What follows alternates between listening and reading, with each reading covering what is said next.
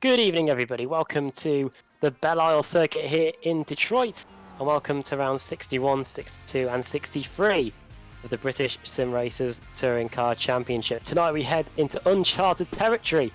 First time that the BSRTC has raced on this circuit, and the first time the drivers have driven on a circuit, on a street circuit of any kind, really. If you cast aside Montreal, joining me in the commentary box alongside me, Adam Bath, for this broadcast of the free races tonight is Marco Barbanera. We'll hear from him in a moment. First, we've got a track guide. Paul Smith, BSRTC veteran, is going to show us what it takes to tackle this 3.78 kilometre circuit here in Detroit. Hello, I'm Paul Smith from Team Mad, and I'm here to take you on a lap around Belle Isle in Detroit, Michigan. Penultimate corner here, then important to get a run out of this corner before you start your flying lap. Want to use all of the track here as well. That's the final corner. We're coming across the start finish line there in towards turn number 1 now. You can use the curb on the right, hug this apex on the left here, get on the power nice and early for the exit, running out to the wall. Important to use all of the track available to you here. Let the car drift across to the left hand side here. Look for the 400 board, brake just after that. Get your apex on the power once again. Up to third gear now, down to second again for this right-hander. Just clip the curb a little bit there. That's not the worst thing you can do.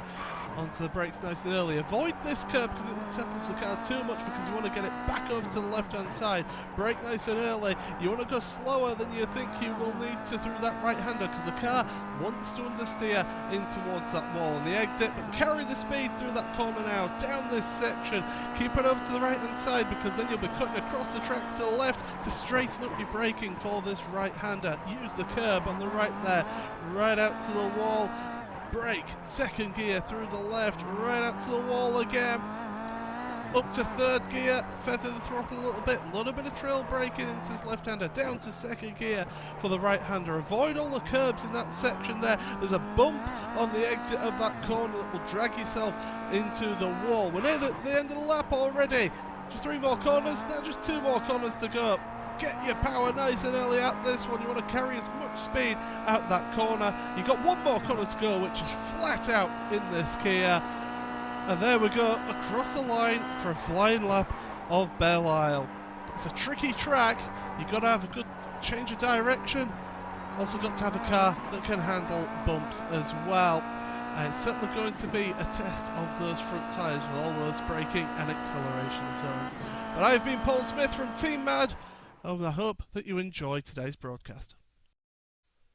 Hello, I'm Paul Smith from Team Mad, and I'm here to take you on a lap around Belle Isle in Detroit, Michigan.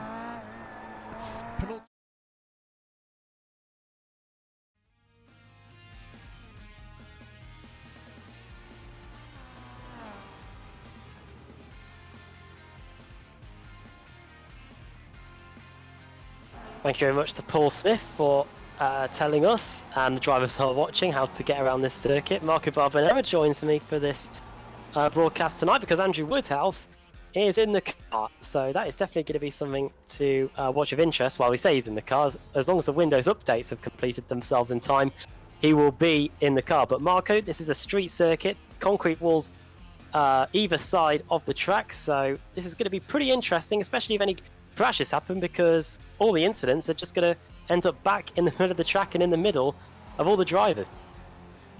Hello everyone, I've been involved in many incidents on Tuesday in the BSR Mazda race, most of them because of my terrible skills as a driver.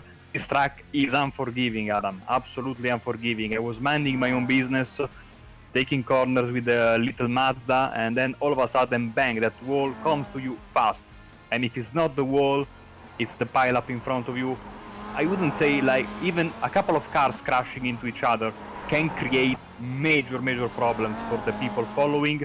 These guys are some of the best drivers in the world, but this is going to be a unique and new challenge for each and every one of them. And I say the guys that were driving, I think, in the World GT Championship a few weeks ago, or Tuesday in the MX-5s, have some sort of an advantage because they kind of know what to expect. It's a standing start, and those first 2 corners, it's about setting yourself up for the long back straight, and then after that it does get really narrow. Well, yeah. First corner, you have the right-hander, then the left-hander. Turn 2, you have a nasty bump that brings your car very, very close to the outside wall. If everybody behaves there, it should be no problem, but then you have the 2 right-handers after the first stretch, let's say, that are very, very complicated, and then the fountain section is going to be where the most crashes are we're going to see there, that those consecutive left-handers with strange, all different kind of lines, and once again, those walls, I cannot even explain how close they come to you. And we know the action in the BSR Pro Series is, of course, nose to tail, bumper to bumper, all night long in all the 3 races.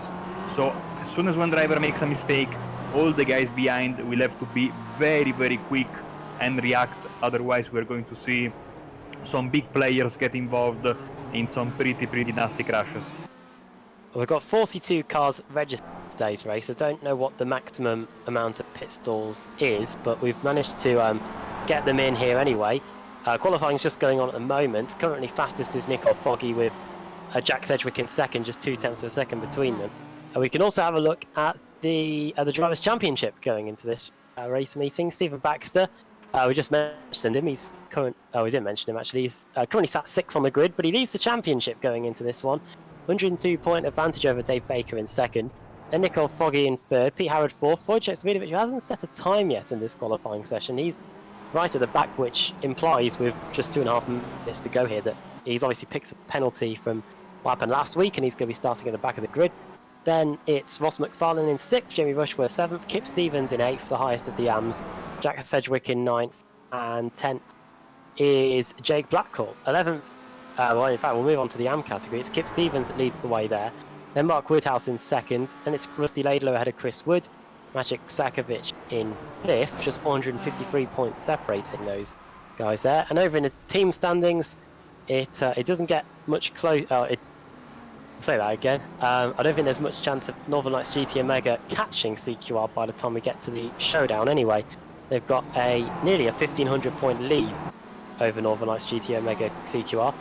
Then it's Apex Racing in 3rd, Team Mad 4th, the highest of the Pro-Am teams, CQR Academy in 5th, and then Northern Lights Racing is going to be high 6th, then Simmortal, Boosted, Vortex, new team, so they're just getting on their feet here really, BSRTC, but they've had some good results recently.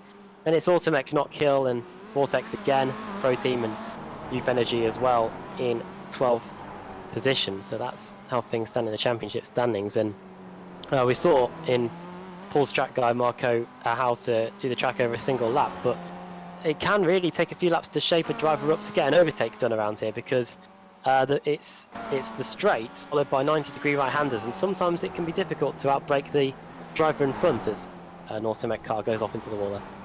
Passing is extremely difficult in this track, and is going to affect especially race 2 and race 3 with the big reverse that we usually get. Drivers that are not very fast will be able to keep their position, and we will have to see if the guys behind will be patient and wait for their opportunity, or use their front bumper just a little bit to move them out of the way.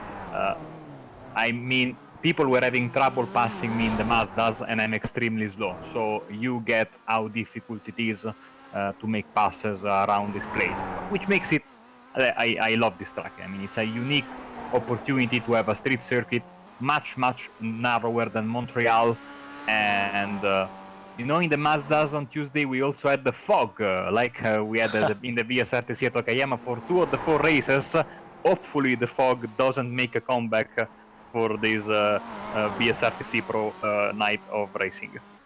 Yeah, we are surrounded by quite a big body of water here. I think it's a man-made island here in Belle Isle, but yeah, that could attract some fog, and of course it's up to the race organisers to decide what the weather forecast is going to be like. We've got overcast conditions so far for this opening race, 18 degrees ambient temperature, track temperature 19, so at least the drivers' tyres won't be getting cooked in the first few laps. Andrew Woodhouse has joined the session, so he has a window of opportunity to get himself on the grid. He will be starting at the back though, and looking at his practice times, just looking at them now, 1:35.8. If you'd set that in qualifying, he would have been starting in 30th. So probably wouldn't have made much difference if he took the qualifying session, to be fair, because that's pretty much near the back.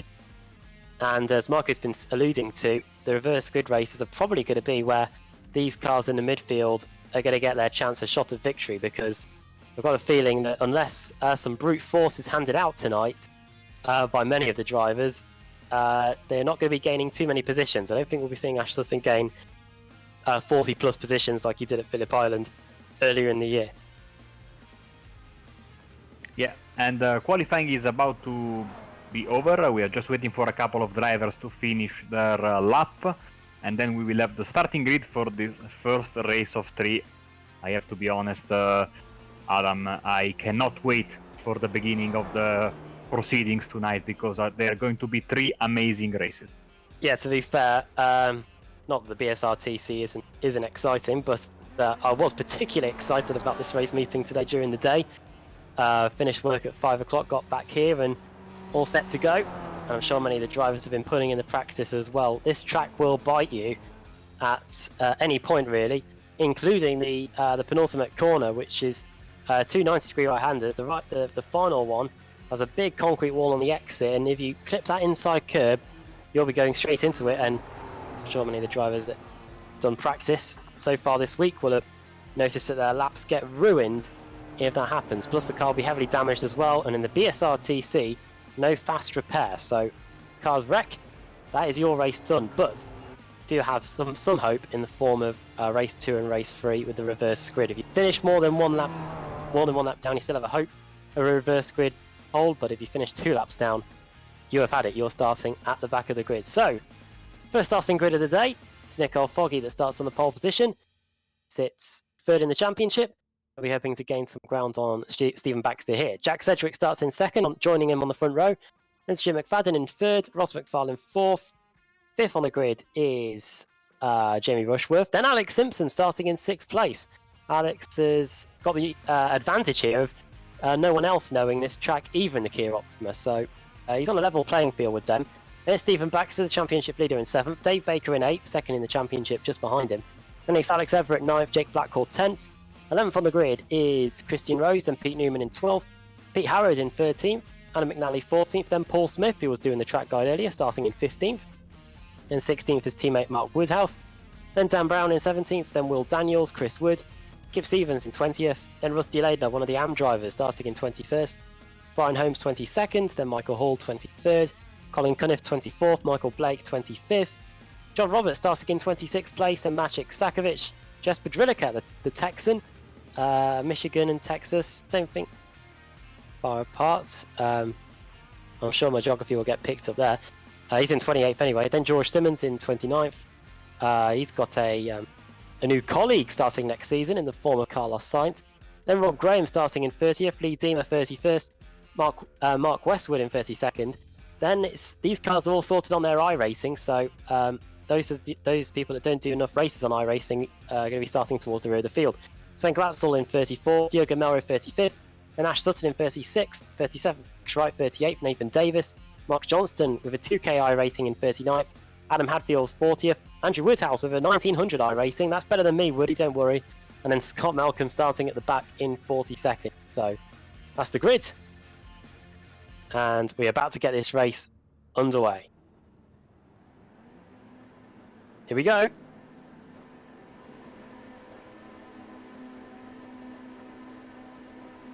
Very long hold from the lights and we're away. The inside line's going to be Sedgwick into the first corner. It's all going to be about whether Foggy can hold it out around the outside. There looks like there's grip there in the early going. And Foggy is going to be in a drag race. Crash at the back, Marco. It's already kicking off. I think it might be Mark Woodhouse as we go down the back straight.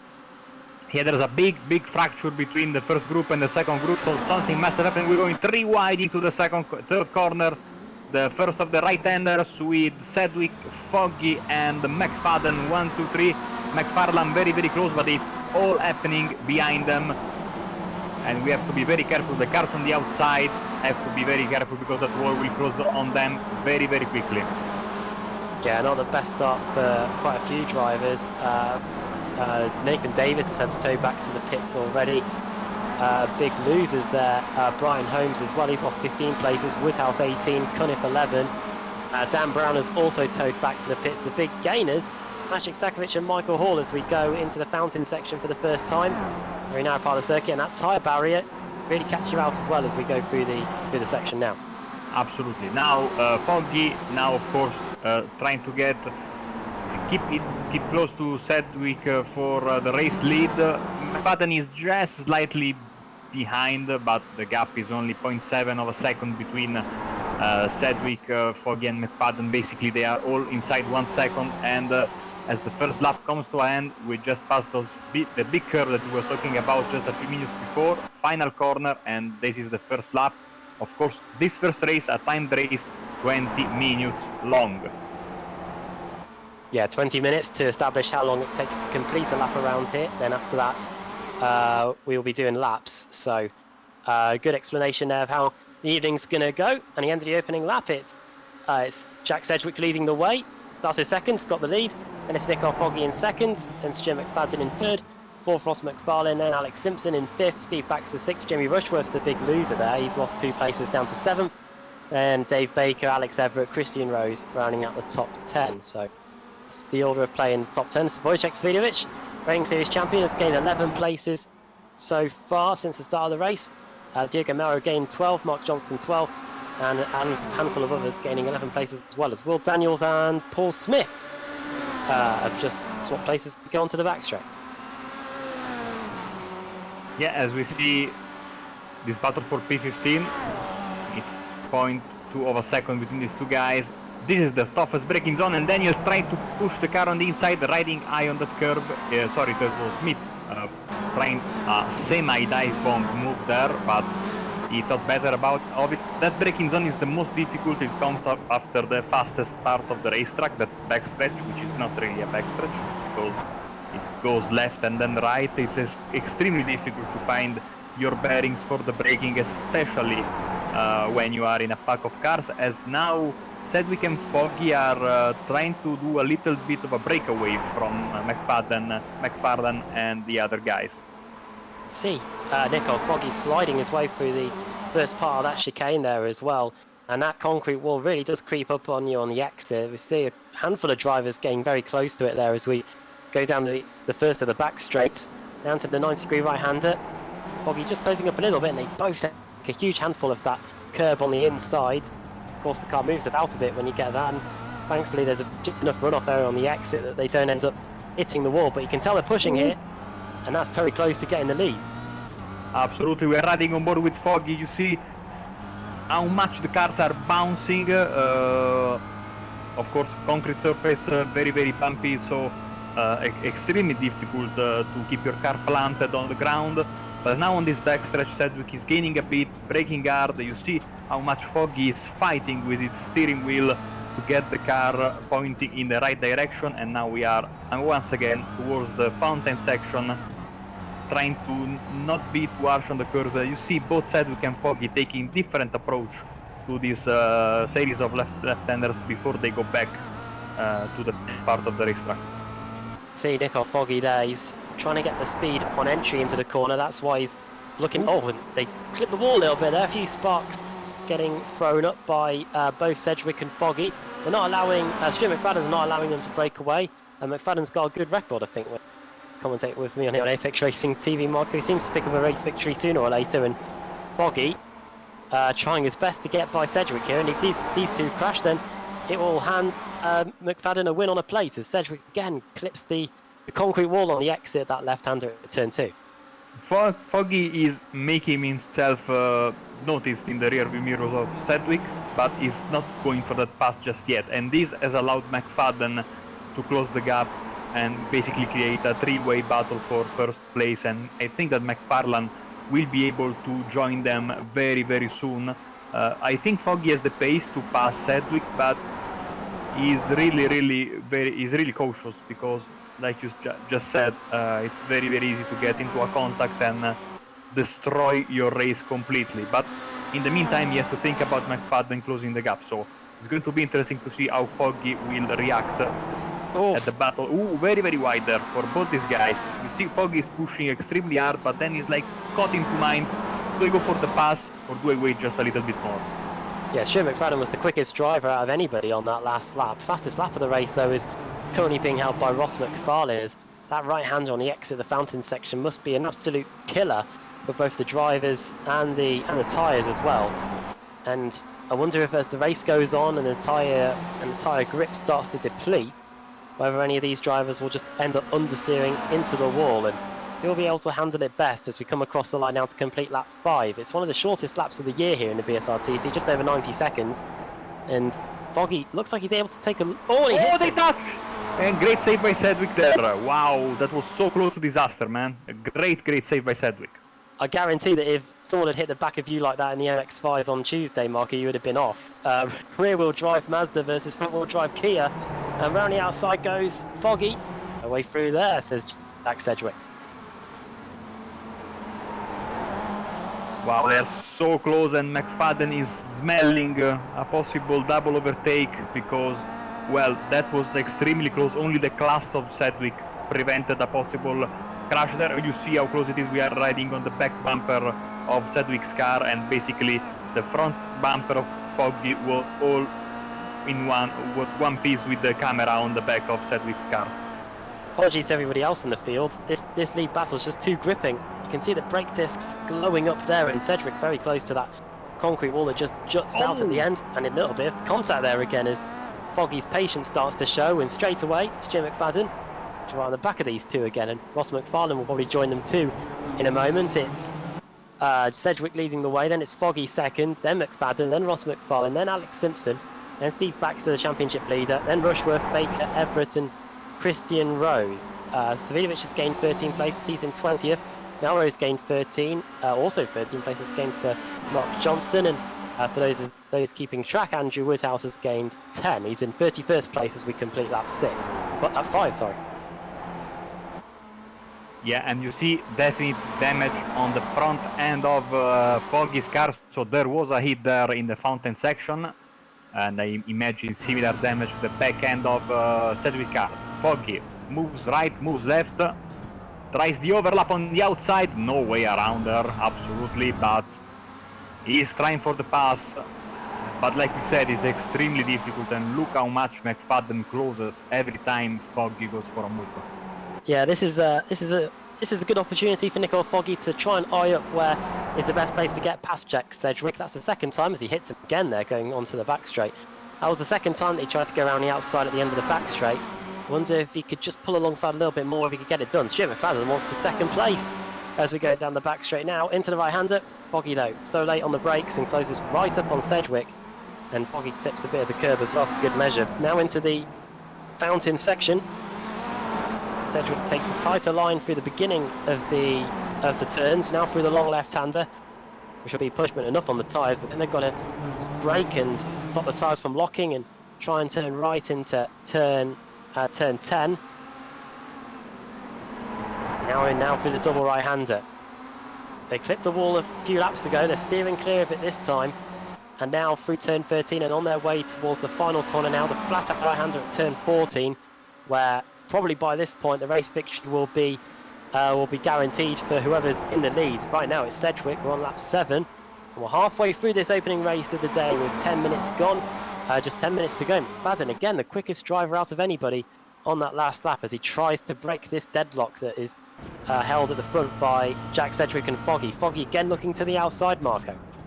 Yeah, and again he has to wait. There's no space. Tries once again around the outside in the next corner, and now he will move once again to the right side of the track, but this time, well, look at that. It's McFadden side by side with him. We were on board with Foggy. We didn't notice that. Yeah, but even McFadden has to wait a bit. Cannot make the move. Yeah, he found an opening, it's Jim McFadden, but the way this course goes with it going left and right, a bit similar to Adelaide in a way. The old F1 street circuit, it didn't work out for him, but it's still 1, 2, 3, Foggy, Sedgwick, Foggy, McFadden. I wonder where this opening's going to be for Nicole Foggy to try and get by. Jack Sedgwick seems to be handling it pretty well at the front. Let's go see if there's any similar battles going on in the midfield, because this is quite enthralling stuff at the front. I can tell you though, on our reigning champion Wojciech Swidovic, is that he's now up into 19th place and is hounding Michael Blake in the Sim-Orsal car. Sim-Orsal have got a new teammate for this race. They've got Andrew Woodhouse in the car, so he'll be hoping to help the team score a few points. But that's the state of play regarding our reigning series champion, as back at the front, Foggy going for the lead into the first corner. Yeah, he's got the inside, now he's got the outside on the left-hander, and still Sedgwick. Sedgwick is defending beautifully. Let's see, once again, I think the American driver will elect to have the inside, whilst Foggy is going on the outside. Yes, just like that. And Sedgwick is able to keep the Scottish driver behind, but that was extremely close in the first corner. I thought for a second that Foggy was through, and Foggy needs to remain calm, doesn't need to lose the patience, because I see him getting very, very aggressive in trying to get this move done. Yeah, that was the first of the clear opportunities for Foggy to get the lead there, but Sedgwick using the grip on the outside of these now very hot tyres on the Kia Optima. He's been able to hold him back for now. Can he do it here going to the end of the back straight? Foggy on the outside, Sedgwick on the inside. But Sedgwick is able to put the car on the apex and into the path of Nicole Foggy and keep his car in front for now. And now for the long left-hander at the fountain to the right-hander here. You could go up the inside, but you'd have to be pretty much near about alongside. Try and get it done there. A sense of deja vu almost as Sedgwick and Foggy go into the final three corners here. Two right-handers and then the flat-out right-hand kink to complete another lap. And when is this deadlock going to be broken between the two? Or when should this stalemate get broken between the two here as we come across the line onto lap 9 now? 7.5 minutes to go. Fastest person on that track out of anybody that crossed the line just then was Jake Blackhall. He sat in 10th place as almost a queue could be starting to form behind these guys as cars behind start to lap a little bit quicker. Jack Sedgwick 35.5, Foggy 35.6, some other cars in the top 10 doing a 35.0, Marco, as here comes Foggy again. Oh, contact! Big contact there. And once again, woo! Foggy might have the chance now on the inside. McFadden goes for it as well, and Foggy makes the move. Well, we saw him practicing it, Marco. Here comes McFadden up the inside. This is going to be a drag race for second place now, so in a space of a few corners, Jack Sedgwick could go down to third place, but he's able to use the speed on the outside to get back past the Scotsman. We saw him rehearsing it. Marco Nicole Foggy, that outside manoeuvre going into the right-hander at the end of the back straight. He got just enough alongside, and there was a bit of contact between the two, but he was able to use that grip on the outside to power around the outside, and he's got the lead. Well, deserved move, deserved lead, great move, sorry, and deserved lead. I think that they had contact with each other, then contact with the wall for Foggy. He seems to be fine and pulling a bit of a gap, and now McFadden will want to make a move on Sedgwick as quickly as possible, because otherwise I think that Foggy might run away in the distance, so McFadden needs to make something happen quickly. Yeah, this could be the opening of the floodgates here. We don't know how fast Nicole Foggy can go. Well, we know how fast he went in qualifying because he set the pole, but in terms of race trim, this is the opportunity for one of the championship pretenders to try and get the advantage here and try and get a win, because we've only got 5 minutes to go now, which probably means we've only got a few more laps. Here comes McFadden up the inside. Now he thinks better of it, ducks back behind Jack Sedgwick going into the right-hander at turn 3. And a bit of a queue starting to form. You can see 1, 2, 3, 4, 5, 6 cars now within the same shot. So you've got McFadden, McFarlane, Simpson and Alex Simpson, Steve Baxter, Jamie Rushworth, Dave Baker, all within reasonable striking distance there. Is Sedgwick now starting to come under real pressure. McFadden, he looks like he's got a lot more tyre life, and as long as he can get a good run out of one of the corners, Sedgwick might be a sitting duck sooner or later. Well, we've seen Alex all season long. He's having a great race in P5. Hopefully he can hold to that position, because it will be a huge boost to his confidence. I think he had a couple of bad rounds lately. Okayama, he had a crash in qualifying. He had to start from the back from race 1, and it was basically hit left and right all evening long. So this would be very, very good for him. Let's see. I think he will pretty much end the race around this position, so it will be good regardless, 4th, 5th, 6th. So nice race for Alex so far. As we go back to the front, as you see, Foggy has created a 1 second gap over Jack Sedgwick in second position. Well, my money's on Nicole Foggy to get the win here, as long as he doesn't make a mistake. When we were here for I think it was the MX5s a few weeks ago.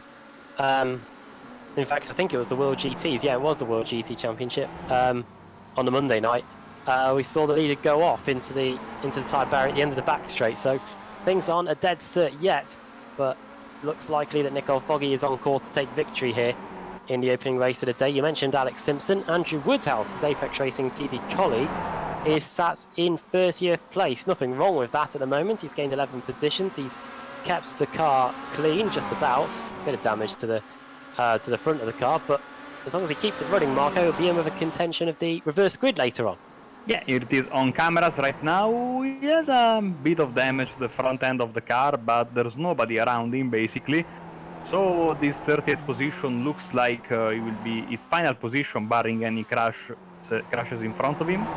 So good running, considering that basically he had to jump into the race at the last second. Also, somebody's writing in the chat that I called Jack Sedgwick American, and you are right. My mistake, of course, is from the UK. So apologies for that. And of course, Jack is having an amazing race as well in second position. As we see this battle for 9th place, it's Everett versus Blackhall. They are very close to one another as we get into the final 2 minutes and a half of this first race. Yeah, we do have one American in the field.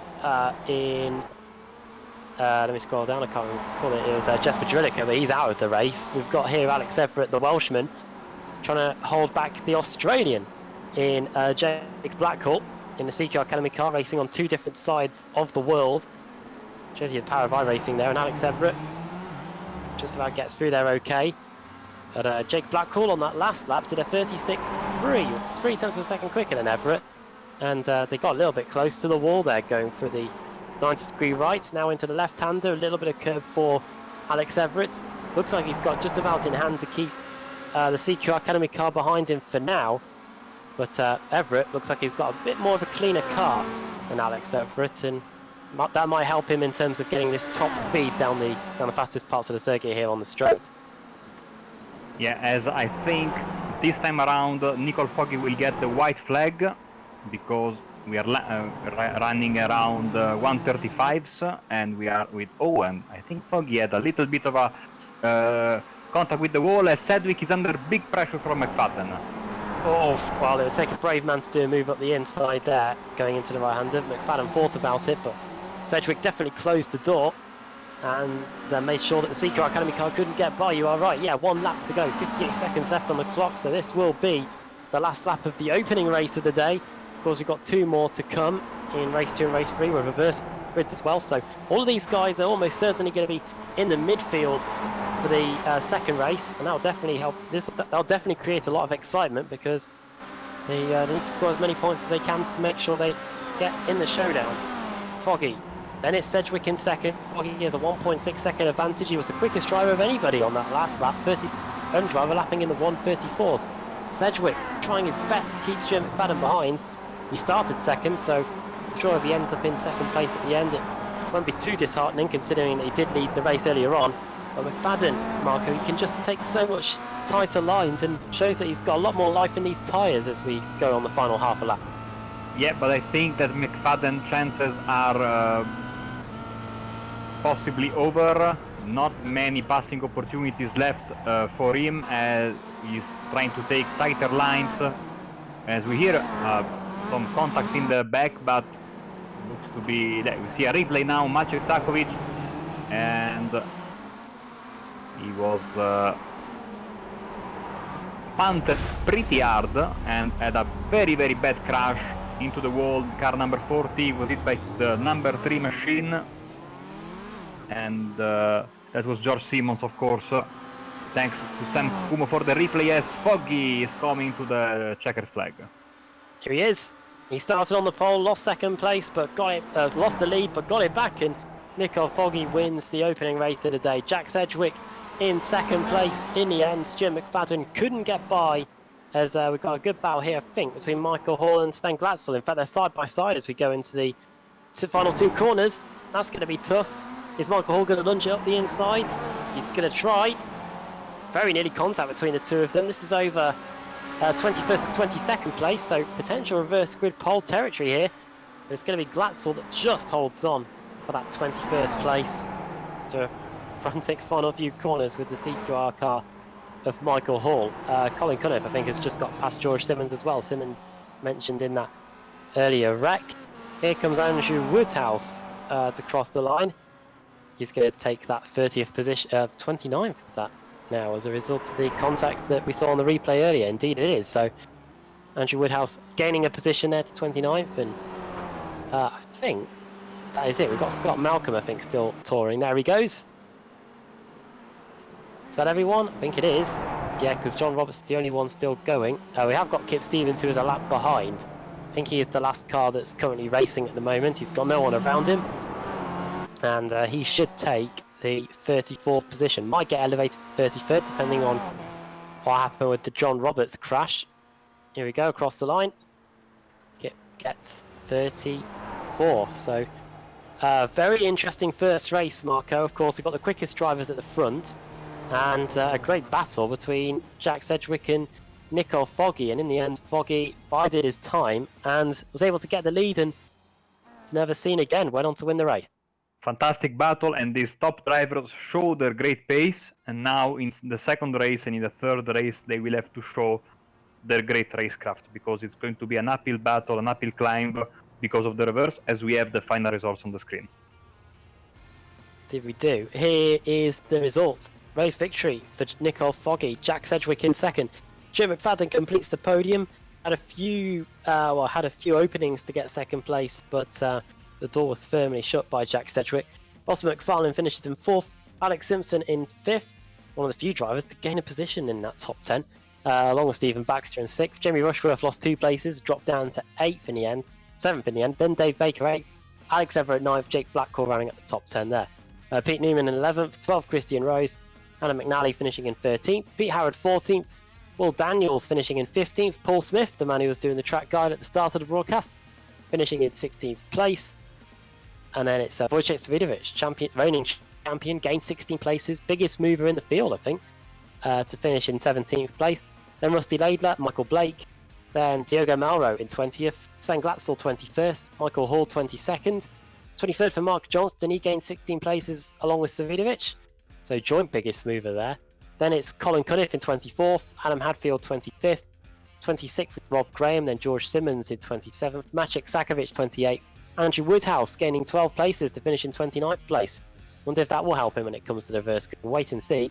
Then Lee Deemer in 30th, Scott Malcolm 31st, 11 positions gained for him. Then John Roberts, a late tow, or a late pit stop I should say, putting him in 32nd. Max Wright finishing in 33rd. The last car 1 lap down, so if it's 4-1, it will be John Roberts on the pole. Gibb Stevens 2 laps down, Brian Holmes, Mark Westwood and Jesper Drilliker 6 and 8 laps down, and then the cars all involved in the big first corner crash. Mark Woodhouse, Ash Sutton, Dan Brown, Chris Wood and Nathan Davis out very early on as well, so problem for an Apex car, CQR car. We've got Team Mad in there as well, so quite a few teams involved in that first corner mix-up, but they'll be hoping better things here in the second race, because we've got Sam Kumo at the ready, and he's got the reverse grid wheel as well, so spin it and see who's going to be on the pole position for the second race of the day.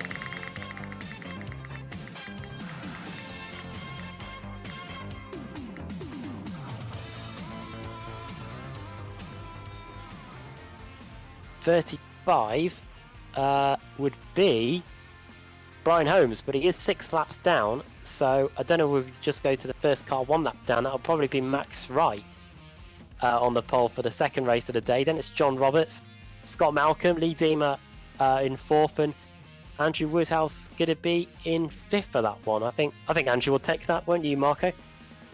I would love to get a good reverse one of these days in the Mazda. So I think that Andrew would be absolutely happy with his starting position, considering his situation and getting into the car basically at the very, very last second. And I can't wait for this second race. I'm sure also Max Wright and John Roberts very happy with that as well.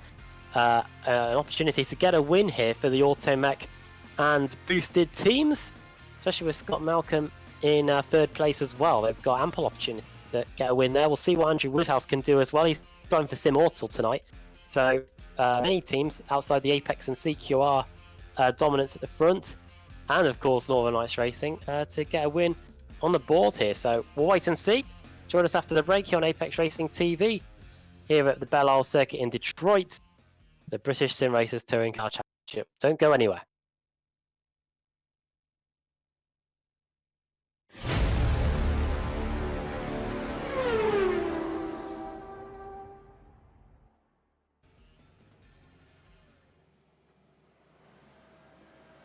And here we go. Engines will rise. Jamie Fluke needs to get a good start here. Martin Conke on the pole. And away we go. It's a good start for Fluke. Is he going to be able to challenge Conke into turn one? Not quite. Conke gets a good start and Fluke just about hanging on to second position going into turn one. Bayman still in third, although he's under pressure from De Jong just behind. He hangs on to that one. De Jong with a really good start. Seemingly quite calm through these first few corners. How closely this time? Just taking a slightly tighter line. Actually, is really close. So Ellis Jr. And actually, driver ahead doesn't help the situation. So Ellis Jr. will go to the inside now into turn one, and he makes the move on Pashalis Gergis. We'll see. Once again, the key will be Jamie maybe getting the famous second of gap towards to Rogers and not give him DRS. But even this time, it's 0.8 of a second at the DRS detection point. So they stay the same. Similar laps for the top three. Oh, what? Bayman's through. Berryman made the move. Wow. What happened there? I think it was wide.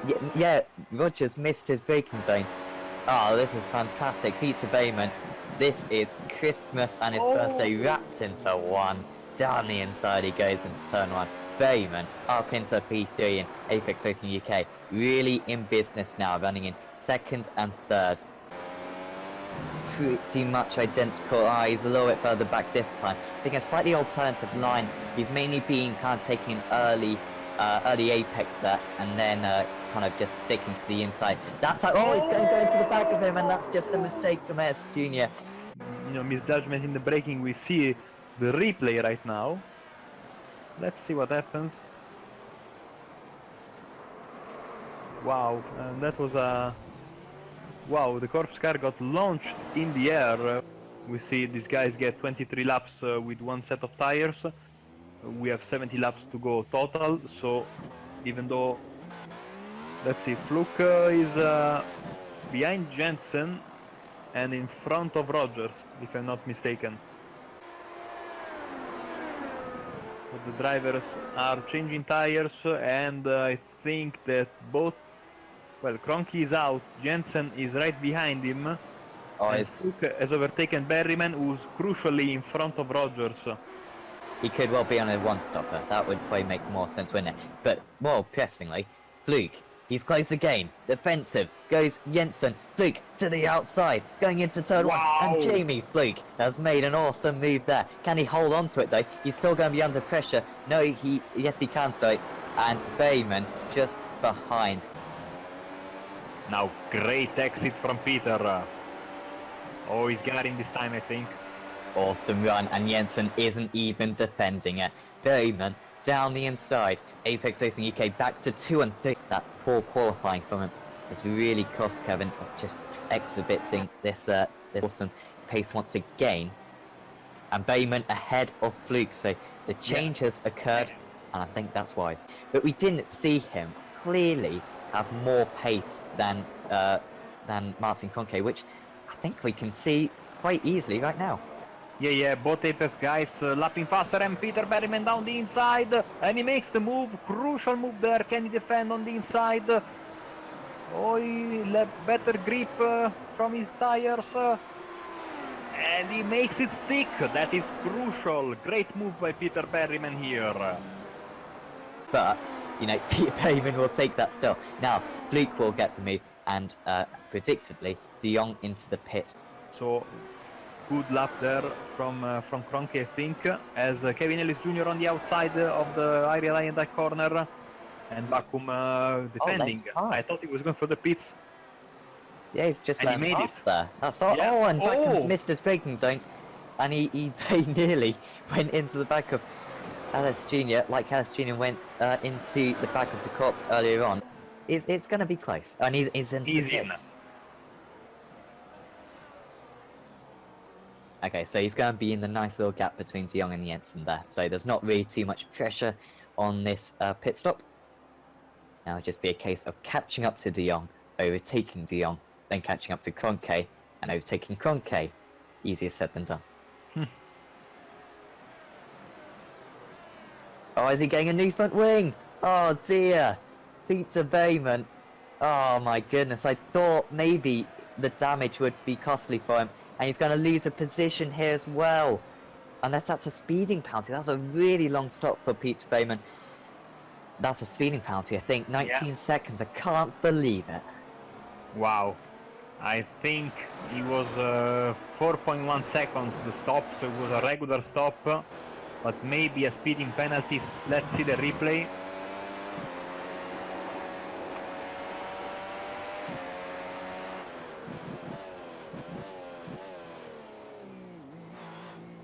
Yeah. He came in with locked wheels.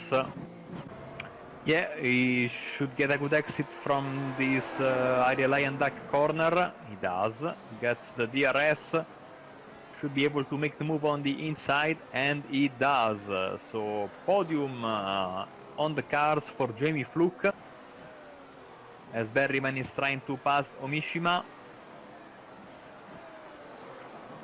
Kazuki was very well mannered there's then. Wow, a contact. little bit of contact. There's Like, contact. maybe just to put De Jong ever so slightly off, but it wasn't enough. Oh, and now Bayman round the outside. Can he pull off this move once again? Peter Bayman round the outside into turn one. He has made it, surely. Can he just pull ahead into two? Peter Bayman. Is there a bit of a risk of maybe Mitchell wisening up to where Jamie's quick, and maybe this could just start repeating itself lap after lap, do you reckon? We'll see, because once again we have a good exit here. I think he'll get him this time. He does. So Oh, there's De Jong's contact. nearly round, and Fluke's made it. He's up into P2. Closest he's been, Bayman. How much confidence does he have to do this penultimate corner? He's a lot faster than De Jong. He's within 0.2 of a second. He's on the gearbox already, and this is going to be simple for Peter Bayman. He's going to move up into the podium positions once again. Peter Bayman back down the inside of Mitchell De Jong. His second move on De Jong in this race. He's pretty sure it will end his race in 8th position. Feeling pretty and maybe we'll try for close the gap on Hapal. About only 3 laps to go, and the gap is close to 1 second, so maybe there is not, and probably there's not enough time. So back to the front of the pack. Oh boy, I might have jinxed Kevin. Oh dear. He's a friend of mine, and he won't be happy when he hears and watches the broadcast. It was due to his, let's see the replay once again. I don't think he went into the grass. Maybe this will show a clearer picture. Oh yeah, no grass, absolutely. Just power and maybe old tires. Likely didn't hit anything, but he lost some crucial positions. Just, you know, some wrinkles to iron out, and you know, sometimes luck will fall on Apex UK's side for once. Season is still a bit longer, so we will have more opportunities as Kroenke wins the race, and Fluke and Berryman will finish 2nd and 3rd, getting a nice double podium. It's not going to be quite the result he wanted. A P7 would have been an awesome effort, but he started in 16th place.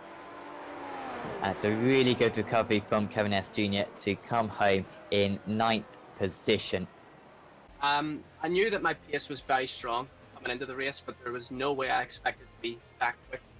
Like you said, I could see consistently that I was catching 10th by 10th by 10th on the cars ahead. And unfortunately, a little bit of mistake, and I've thrown the win away. So pushing the pit entry, I locked the inside wheel, a bit like Imola last week, and once you lock a tire, there's nothing you can really do. It's just heading to the scene of the accident, and I had to make a decision either to lift the brake and turn in, to avoid the wall, or hit the wall. And unfortunately, I had to lift the brake and just accept that I was probably going to get the penalty. Yeah, absolutely. I think that's Pete's 4th consecutive podium position. So I think that might be his 4th consecutive third as well. So really impressive. I think that's Jamie's best ever result in a race before. So yeah, not the win today, unfortunately. But boy, was it close. A small mistake from Pete's payment perhaps cost him a chance. Jamie Fleet ending up in 2nd, with also with Kevin S. Jr. showing great pace in the end, ending up in 9th after starting outside the top 15. But the race win still eludes us. We'll be back at Indianapolis. But for me and Sam, we'll say goodbye for now, and we'll see you next time.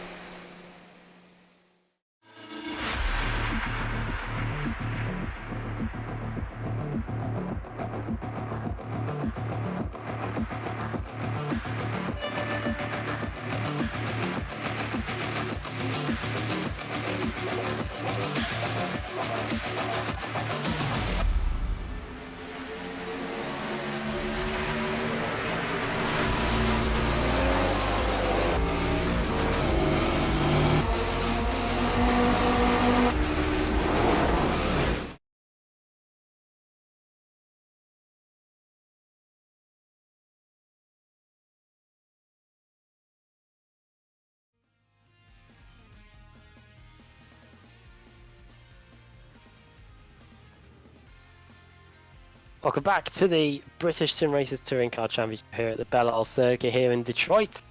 Hefty reverse grid means that it's Max Schreich starting on the pole position for this one. Then it's John Roberts, Scott Malcolm, Lee Deemer and Andrew Woodhouse rounding out the top 5. And I'm back here with Marco Barbanero yet again for a very exciting second race on our hands, and I think we could call a winner out of anybody in that top 10, Marco. Absolutely, it's going to be crazy. It's going to be very, very hard racing in the front and in the midfield, and of course in the back. The faster guys are going to try to make as many positions as they can. Of course, the danger of a crash is always there, so it's going to be a very, very nice race, and I can't wait for the green flag, which is due in a few seconds. There you go then, we saw a big crash at the start of race 1 at the back of the field. Scott Malcolm and Adam Hadfield starting on the pit lane. They were meant to start 3rd and 9th. Here we go. Fantastic start by John Roberts in 2nd place. It might not be enough to get him into the lead though. Max Schreich has a better second phase of the start. 13 laps to go then. We are racing with laps now as we go for the first corner. Now onto the back straight. Roberts very, very close to the wall. And it's a big crash. Big crash, terrible crash. Two crashes, two separate crashes. You see Mark Johnston rolling, but behind him another big crash. Is it worth calling the safety car? Roadblock, you see cars cannot move, they're trying to get going. I don't think there's anybody else left. There are the guys starting from the pits. They don't know about it. Huge lockup by some of the drivers. I think that was Alex Simpson in there, and they are still crashing. Wow, look at that. There's a huge roadblock. Well, we do have the opportunity to throw the safety car, but I think the incident might have gone by now, so I think we'll carry on. Sorry, everybody, but it is Max Schreich leading the way. Robert second.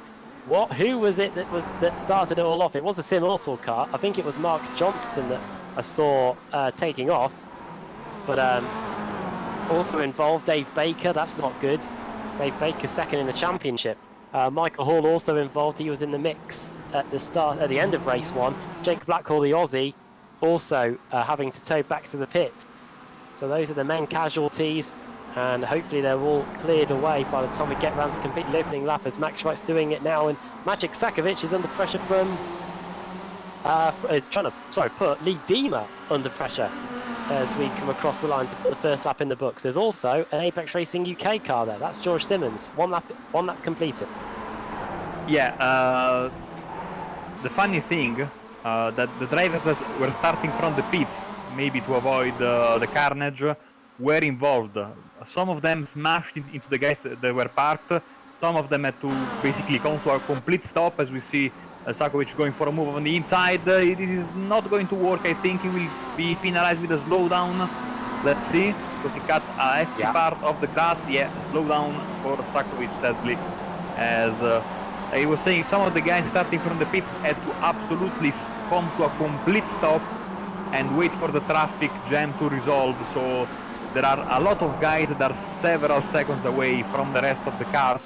Some with damage, some with not damage, but only with a big time loss. And you see the huge snake of cars now on the backstretch with Andrew Woodhouse in there and all the other drivers trying to sort their positions out.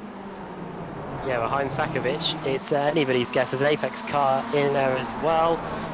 There's, oh my goodness me, who's that diving up the inside? Was that Savinovic? I think it might have been, you know, and he's right in the midfield now. It's too wide, about 3 rows deep. Savinovic with a lot of damage to the front left of the car and to the front right. There's a Simortal car in there as well. That's Michael Blake, the AM driver. He's going wheel to wheel with the auctionman, Paul Smith, going into the right-hander. Paul Smith on the outside. Michael Blake just about gives him some space. And I think Adam McNally's had to go back to the pit. Savinovic is heading into the pit lane. So maybe meatball flag for Wojciech. Either that or he jumped the start. I reckon it's probably the former rather than the latter. Reigning champions probably don't jump the start, but oh, Michael Blake! Oh, great save.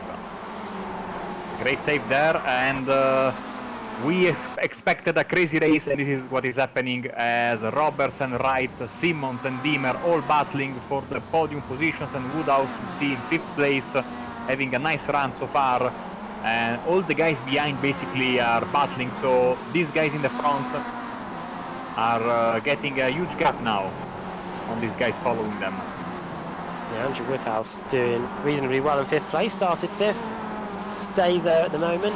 Philip, in hindsight, probably should have thrown the safety car after what happened at the start, but we seem to be all in the all clear now. We do have the opportunity to do double file restarts. Let's have a quick look at what stuff we do get here in the BSRTC. So that's all good. Mark Johnston out of the race. That's a gap. That was a given really after this big incident at the start. It was the Immortal car that really took off at the beginning.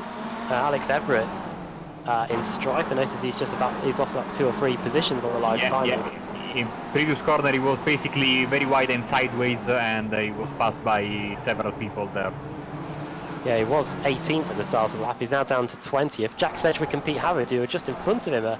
Contact with the wall. I think there's a Vortex racing car behind them that smashed the wall very, very hard. Might be Jesper Drilliker. That car looks... yeah, it was Jesper Drilliker, the Texan. Did he get touched? He went straight for the pits, so big damage for him, as well as the battle for the lead continues. Right then, how much time are these lot going to lose once they start battling with each other? You can see the amount of curbs that they're all taking in the background as well. Here is Max Wright. It's got John Roberts behind. Automech versus Boosted. Boosted, one of the Pro-Am teams. Sorry, one of the Pro teams. Automech, one of the Pro-Am teams. So, but they're both Am drivers. John Roberts sit in 24th in the Am standings. Max Wright sits in 11th. So they've not had the best of seasons, but a win here will do nicely. And Max Wright didn't have the best run through that right-hander there. Allows John Roberts to close up, but fountain section, no way through really, unless you're alongside beforehand. And Max Wright and John Roberts, they have a 3-second gap back to George Simmons in 3rd. So it'll be interesting to see over the next 10 laps whether they can close it down. One person that's done some overtaking today in race 2, Marco, Ash Sutton, he's gained 30 position. Absolutely, as we see now Glatzel putting pressure on Woodhouse for 5th position. As we see some huge gaps, and that early crash, I'd say, created a lot of mayhem, and that's why we have some significant gaps at the front. But just from 5th position back, they're all nose to tail, and Glatzel is putting pressure on Woodhouse. I think he will go for a move here on the inside.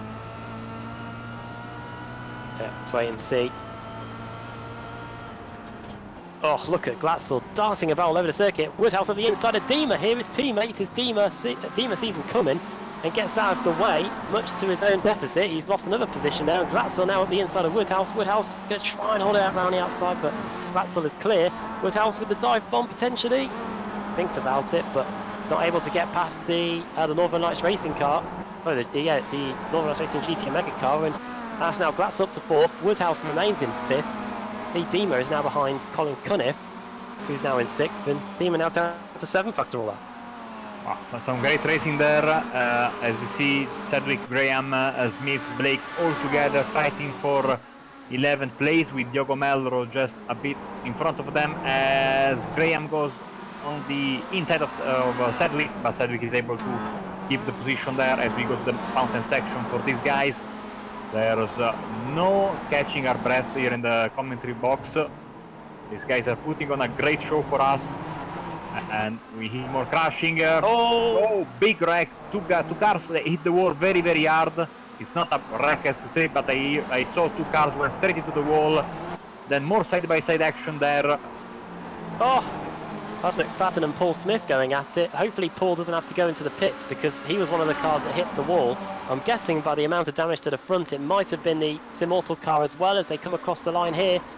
Will Daniels had to tow back to the pits as Smith powers his way around the outside, and the Yorkshireman in the Team Mad car pulls off an epic move to get himself into 13th place, 5 positions gained. We saw him doing the track guide earlier, and he's showing that he knows this track pretty well as he gets himself into that position. Oh, 4 wide into the corner! Amazing stuff! Alex Everett with the dive bomb of all dive bombs. I'll be amazed if he didn't get a slowdown penalty there, but he's now roughing it up with McFadden. McFadden's in the wall, and might be broken left front. Big hit for McFadden. Is proceeding at a very slow pace. I think his car is moving a bit sideways, so let's see on board with him on the straight. Oh yeah, damage for him. You see he's fighting the steering wheel, losing ground to the guys in front. Too bad for Stuart because he was having a very nice battle there. Hopefully it's not too much damage, and hopefully it's not a meatball flag either, because if you get a meatball, you're stuffed really. You have to come in no matter what, or face disqualification. There's that was Ross McFarlane in the background that nearly went into the Armco barrier. Ash Sutton's a man on the move. He's up to he's just gained 7th. He's just got 7th place. Just got past Magic Sakovic, so he's on his way. The next car is quite a way ahead. That is Colin Cunniff in 6th. He's 7 seconds off the lead, Ash Sutton. With half the race gone, I think that's probably a bit too much for him to get the win. The top 5 could be in the offing as Sakovic and Dima continue their battle over 8th and 9th. Yeah, if the graphics were right, it's 32 place gain for Ash Sutton in his second race. Of course, we had a couple of big ones, but it doesn't take anything away from the great race he's having, as now he's trying to pull a gap. As you see on the left side there of your screen, Diogo Melro and Jack Sedgwick battling for P10. A little bit of contact also. Yeah, Sedgwick, who finished in the runners-up spot in race 1. Stuart McFadden, that damage was too much. He's had to come back into the pits, so poor Stuart McFadden, after the run-in with Everett, as Lee Dima there hits the concrete wall, has had to come back to the pits. Race order then, lap 7, it's Max Wright leading John Roberts by 6/10, and it's George Simmons, he's right with them now, there's second covering the top 3. And it's Sven Glatzel in 4th, Andrew Woodhouse in 5th, who has got Colin Cunniff for company. And it's Ash Sutton in 7th, Sakovic 8th, Dima 9th, and Diogo Melro just about in 10th place. So I think that we can definitely say that the strategy of starting from the pits hasn't worked for the guys due to the big wreck. I see all the guys starting from the pits way behind in the standings. Granted, they have to basically park the car, if not smashing into the cars that were blocked there. So I think for the race win, Adam is going to be between these 4 guys here, as we are basically a little bit more than halfway through this race 2 of 3, right? Robert, Simmons and Glatzel, and I think Simmons and Glatzel have a little bit more in them, but of course making moves in this place is not easy. You can see the amount of bumps on the back straight there. Andrew Woodhouse is good 2 seconds behind this, and here comes Sven Glatzel. He's a man on the move. He's getting 9 places so far, and he's trying to take 1 away from George Simmons. Currently sits in 3rd place here in the Apex Racing UK car. Simmons takes a lot of the curve going through that right-hander. Surely there's no overtaking spot here going up the inside, and Glatzel Julie does not get by, but they take a lot of curve there, going through the 90-degree left-hander, now onto the back straight, and all of a sudden John Roberts is right, with Max Wright all of a sudden. This could be an opportunity for the boosted cars to try and take the lead, and if not that, an opportunity for Simmons to try and take 2nd place away from the boosted car. Roberts moves over to try and defend the line. Here comes Glatzel as well. He could take 3rd place away. He looks at the inside. No way through though, but this battle is really starting to heat up, and Andrew Woodhouse is only about 1.5 seconds behind now. He's gained half a second in the last half a lap as all these drivers in this front 4 start to defend their positions a bit more now. Yeah, Andrew must be thinking, and of course Colin as well, these guys in front of us better keep battling, because we can really catch up to them and make it a 6-way race for the first position. This is really good racing here between the guys in the front 4 different teams. Automech with an AM driver, John Roberts, AM driver as well, driving for a pro team. Here comes George Simmons, he's a pro driver driving for a pro team, trying to get the 2nd place. There is grip out there. Is there room though? There Julie is, and just about he runs into the walls. John Roberts gives him acres of space as they go down the back straight. It's going to be a drag race between the boosted and the Apex Racing UK car. Maybe even Sven Glatzel can get in on the Act 2. He is on the inside, takes an awful lot of curb, and I'd be surprised if that's not a slowdown. Quarter panel. Oh no! Well, Andrew Woodhouse makes it through, but Colin Cunniff, his teammate, doesn't. Wow, terrible crash there. The guys are towing back to the pits, and more crashing here on the start-finish line maybe. But what's important is that Glatzel is out of the race, and Cunniff as well. That was a massive hit, and Andrew Woodhouse was extremely lucky. Let's watch the replay from the chopper camera, or maybe the blimp camera, I apologize. Yeah, they touch, they basically hook together, and look at that, Woodhouse makes it through, and Caniff doesn't. Glatzel is out of the race. Yeah, wow, that was what we didn't want to see, because breaks up a fantastic four-way battle for the race win. Now Wright is still in third position, Simmons in second, Woodhouse in third, and Sutton all of a sudden is back into attention. Oh, Woodhouse in the wall. Hard hit for Woodhouse. Yeah, he's hit it again. Oh, He's hit it again. Oh, what a save, but his car is destroyed, sadly. I think he has to park the car. Oh, I think it might have been destroyed after the first hit. If he hit the wall the second time, it looks like he's carrying on, but this has elevated Ash Sutton another position. He's up to third. Oh, we are on board with Woodhouse, and he's holding the wheel on the left to go straight. Never a good sign. Crabbing appallingly, isn't it? He's going to have to deal with that for another 4 laps or so. Wonder how many positions he could lose in that time. He's got Roberts and Sedgwick just behind him. What this does mean, though, is that he surely couldn't, could he? Ash Sutton has got a 2.5 second deficit to make up on Max Wright, and Simmons has crashed. Simmons is in the wall. Simmons is in the wall. Another incredible moment, and he has to wait for the cars to go by. Let's watch the replay. Right then, he's trying to get the lead away from Max Wright. Takes that inside curb, and he just goes straight into the wall. The car was up in the air, to be fair, and those left side tyres, Marco, they took a while to hit the ground, and until that point, you only got 2-wheel drive. Yeah, massive hit there, and I think it's game over for him. So now Sutton is in P2, and will Sutton be able to go and catch Wright, as we see Sedgwick and Roberts side by side in the fountain section? It's all happening in this second race of the BSRTC Pro Series. This is what we were expecting, and we still have a good 3 laps left in the race, so don't go anywhere, because this is going to be a great battle. Ash Sutton is pushing down the gas pedal, trying to get back to Max Wright. I think we could have another of the Ash Sutton classics here. He started 39th on the grid, he's gained 37 places, and now is in second. Andrew Woodhouse, meanwhile, soldiering on with a clearly damaged car, and he's still in third place nonetheless. Obviously, George Simmons had 1-wheel drive. I've just remembered that the Kia Optima is only front-wheel drive, but I think the jig is up for Andrew Woodhouse here, because here comes Jack Sedgwick up the inside, and Sedgwick duly takes the third position. At best, I reckon Woody could finish in about 6th place or 7th place behind Sakovic. We'll have to wait and see there, but he's going to soldier on regardless. Ash Sutton then has got the gap down to half a second. It's going to have to take all of Max Wright's guile and determination here. Try and stop the British Touring Car champion finding a way through, because he is so quick around here. He'll find overtaking opportunities that other drivers wouldn't dare do as they go round the right-hander at the end of the back straight and into the fountain section again. Yeah, and we know Ash Sutton, if he doesn't have a gap, he will create a gap for himself. Obviously, the fastest driver out there, and also the one with the more experience. As you see, trying to make a move, there's a little bit of contact, and Wright stays in front, but that was the first attempt from Sutton to get the move done for the race lead. Yeah, first attempt of probably many. We've got 2 laps to go when we get to the line. Max Wright will just be hoping that he can hold on. Sutton's got a much better run on the exit, that right-hander.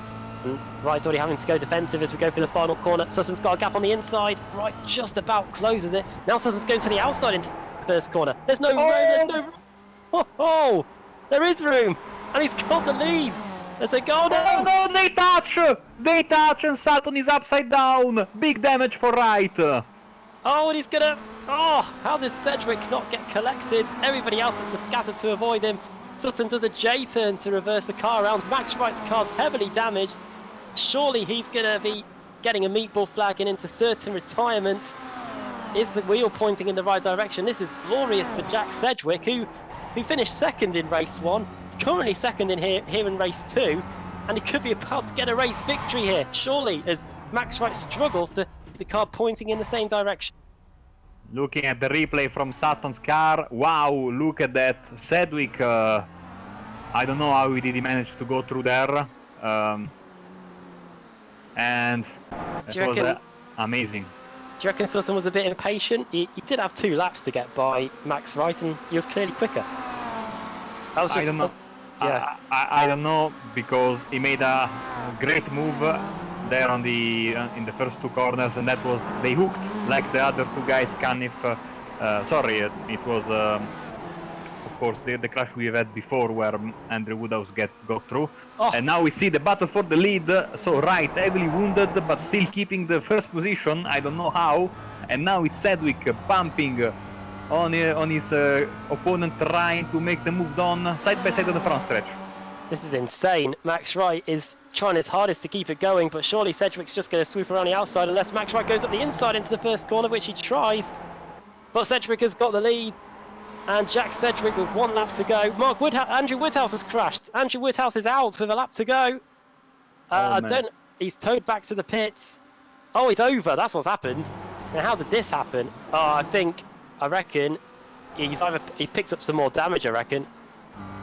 He has, and there's just no way of controlling that car, and he's ended up rolling it. Yeah, we are seeing the replay right now. Sadly for Andrew Woodhouse, he was holding on.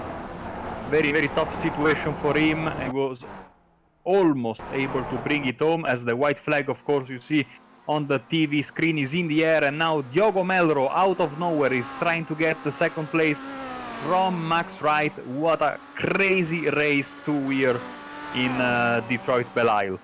Now, race 3 is usually the most exciting of the 3, and this is only race 2, so God knows what we're expecting in race 3. Jack Sedgwick started 32nd on the grid. He finished 2nd in race 1 and got a pretty big reverse grid, and now he's found himself in the lead.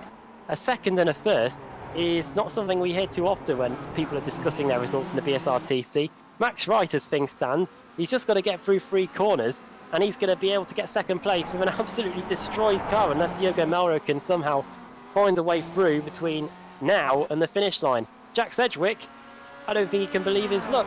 It looked like Ash Sutton was going to take an amazing victory, but it's going to be Jack Sedgwick that takes the checker flag and wins. It's going to be a drag race for 2nd. Max Wright gets it by an inch. Diogo Melro finishes in 3rd. John Roberts finishes 4th ahead of Maciek Sakovic in 5th. And here come the rest of the top 10. Alex Everett is still on between Paul Smith and one of the CQR cars. That's Peter Harrod. Smith finishes ahead, and Ash Sutton, despite barrel rolling the car and throwing away a win, ends up finishing in 11th place. Wow, what a race that was. I need to catch my breath after this race, because this was absolute frantic stuff from start to finish. The big wreck, the great 4-way battle for the lead, the 2 crashes we had in the front of the pack, and Jack Sedgwick was able to get the race win in the end. Wow, fantastic stuff. At this point I cannot wait for race 3, but before that I think we have the race results for race 2. Maybe, because I hear some cars running in the background. We wait for everybody to finish the race, and hopefully the fog doesn't make an appearance for race 3, because that would be even crazier, and I think we've had the level of crazy high enough for tonight after this spectacular second race. I think that's the only thing we're missing at Detroit is the introduction of the fog, I think. So we'll wait and see what they do with the final race. Some absolutely crazy numbers to crunch here in terms of drivers starting where they finished. And some absolutely fantastic driving by the BSRTC drivers that have picked up damage where the wheel's pointing in one direction and they're still able to get it to the finish. Max Wright, if this race was 12 laps, he would have won it. That is how he was able to put up with that damage after colliding with Ash Sutton, who looked like he was about to pull off the mother of all overtakes, going through the first 2 corners, and then just a quarter panel on the exit scuppered that, and we had a big wreck at the start as well. And it has all happened. In terms of the drivers at the front, it's just Max Wright and John Roberts that survived in the end. Cars that started inside the top 10 have finished there. We'll run you through that now. First place then, Jack Sedgwick, a 2nd place and a win for him. That is a very good accomplishment so far tonight. Max Wright finishing in 2nd. Diogo Melro in 3rd. John Roberts, who finished in 4th. 5th place for Maciek Sakovic. Then Alex Everett in 6th, he started 25th. Then 7th for Lee Deemer, Paul Smith 8th, Pete Harrod in 9th, and Michael Blake in 10th. Ash Sutton, despite barrel rolling, finished in 11th place, gained 28 positions as well. That's just a massive feat there too. Kip Stevens in 12th, the 2-time BSRTC champion, getting his overtaking shoes on there to gain 22 places. Ross McFarlane finishing in 13th, gaining 17. Christian Rose gaining 8 positions to finish in 14th. Jamie Rushworth 15th, 16th Steve Baxter, then Nicole Foggy 17th, Alex Simpson 18th, and then cars were supposed to be up there that lost positions. Adam Hadfield lost 10 places to finish in 19th, Rob Graham in 20th, Wojciech Svidovic in 21st, and then we've got an absolutely insane list of cars that didn't finish the race. Nathan Davis 22nd, 23rd for Scott Malcolm, 24th George Simmons. Andrew Woodhouse, the last car 1 lap down, he will be hoping that we have a number higher than 25 because if we get a full -1, it won't be him on the pole. Cars that started inside the top 10 that finished there, we had 1, 2, 4. A long time since I've had to say that. Cars then that didn't finish the race. Mark Westwood, I should say, car 000. Colin Cunniff, after getting run into by his teammate Sven Glatzel, after Glatzel went into the side of him. Jesper Drillica, the American, hit both walls going into the penultimate corner. Michael Hall, big wreck for him. Stuart McFadden got wheezed into the wall, broke the left front. Mark Woodhouse out too.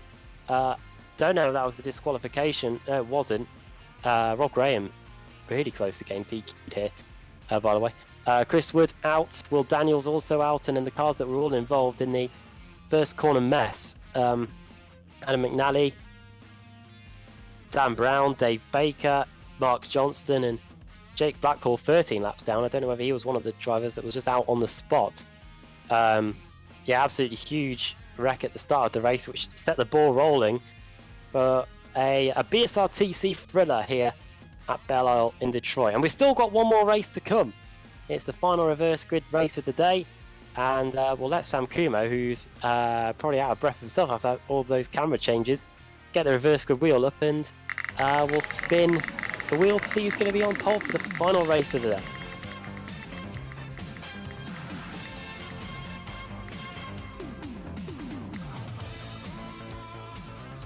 Full -2. Well, that's Andrew Woodhouse ruled out of the equation. -1 would be Simmons, -2 is Scott Malcolm. So for the second race running, we've got Automech on pole, Nathan Davis in second, then Wojciech Svidovic, the reigning champion, going to be starting in third for this one. We'll see how he gets on, because this is going to be the highest he's been on the grid today. Of course, race 1 he was starting in the back due to a penalty. Race 2 he was in the midfield because of the reverse grid. Now he's going to be starting on the second row. Rob Graham, another Automech car, starting in 4th. And Adam Hadfield starting in 5th place. So we've got everything we need for another exciting BSRTC race here at Belle Isle, Detroit. What else will this circuit throw up? We'll be back after this break on Apex Racing TV for the concluding race of the day.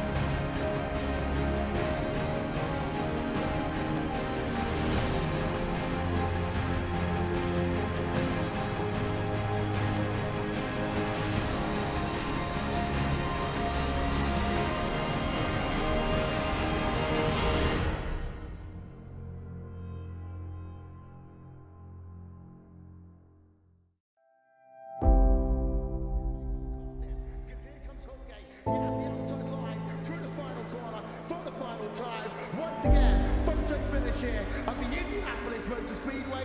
Will it be Tim Hogan? It's going to be Christopher Demerit at the line.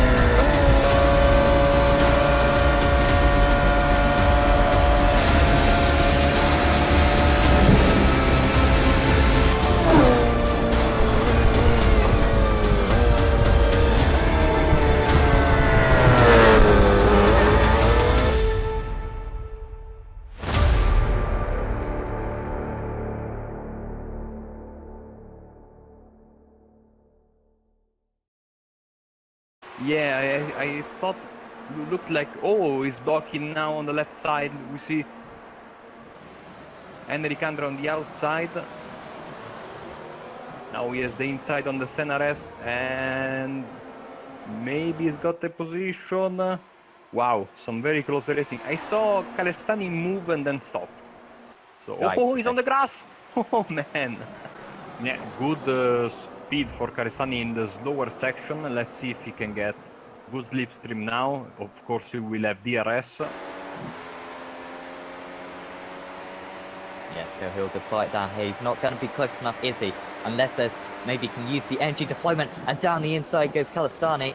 Andre had to deploy some or recover some energy pretty early on there, and it allows Calistani to just use his extra bit of battery power. But he's going to be under pressure here. Now the slipstream and the DRS this time for Andre. He goes to the outside. Calistani holding onto the inside. He's got a swoop round here. Does Andre? But Calistani maybe has the ideal line. Maybe he doesn't. Andre round the outside. He's going to have the inside for the next corner. Oh. Now superb defense. Can Calistani come back? No. If Gobbi will bite the bullet and pit next lap, or if he is staying out, we know that Harrison Finch is pretty comfortable out there, so I don't think he will be responding quick enough. And now we see Calistani. Suarez getting lapped right now by the guys in P2, P3 and P4, and what I'm seeing right now, and Calistani goes for the pass. Oh, not an easy place to pass here at the Bico de Pato. Absolutely. That was a brave move. It was maybe Andre was caught by surprise by the lapper, and again at the Junson. Oh man! Oh, Calistani almost goes around. And where's Thompson in relation to this? Here comes Josh Thompson. So Calistani might still have a move at this second position, but here comes Thompson with the slipstream, with the DRS here. Andre's really vulnerable here, and Thompson could get the pad then. To the outside, it's going to be 3 wide. And Thompson's off, and he could hit the wall. He's missed it though. And Andre moves, holds on to second position. And Calistani, I think, may have just made the overtake. Yeah, we see on our live timing they are very close. Calistani finally makes it. Now he has to defend big time in the Reta Opposta because he will not have DRS and Andre has it. We've seen some pretty aggressive driving. Oh, that's aggressive as well. And he's made it. I think there was a slight touch between them maybe, but Andre made it. But he'll know that he's got a chance at this one. Andre and Calistani super close. Calistani to the outside again. Andre deep on the brakes. Can Calistani go all the way around the outside? He's going to have the inside for the next corner. Andre gives him space and holds onto it for now. But Calistani has got an awesome run here. And he's going to have DRS. And such a better line here. Andre goes defensive. Hasn't really got the overspeed as Calistani. But round the outside he goes. Is this the move which is going to give him second position? Andre still on the inside, still hanging on to the second position. But back comes down the inside, and Andre could finally lose this one. Still round the outside. This is incredible battling. Andre tries to just squeeze him on the apex, tries to push him out. It does Calistani. Andre, though, will not give this one in. He's got to go defensive once again. This is absolutely incredible. He's lost it, but he hangs on. Oh. How did he save that? How did he save that? Wow! But you see Calistani is hanging just a little bit back compared to the previous laps. So maybe his tires have given up, or maybe he's got some kind of damage from the contacts they've had before. He's got absolutely nailed this exit. Those tires will be screaming. They were on lap 18. Gobbi, lap 21. Has he got the run? It doesn't look like he has, but he's going to have a little bit of DRS. It's not closing in though down the pit straight, and Andre's going to hang on to second position. Calistani third. Gobbi ends up in fourth, and Thompson holds on to fifth against Ragusa. How on earth did you manage to keep Matteo behind for all those 46 laps? Oh, to be honest, I have no idea. I was really struggling with the tires. I think that at the start of the race, I was faster than him. But yeah, my front tires were just dying through the whole stint. Like I finished the race, I was maybe 30% of tires lasting at the front. So, well, I just try to defend and try to be smart and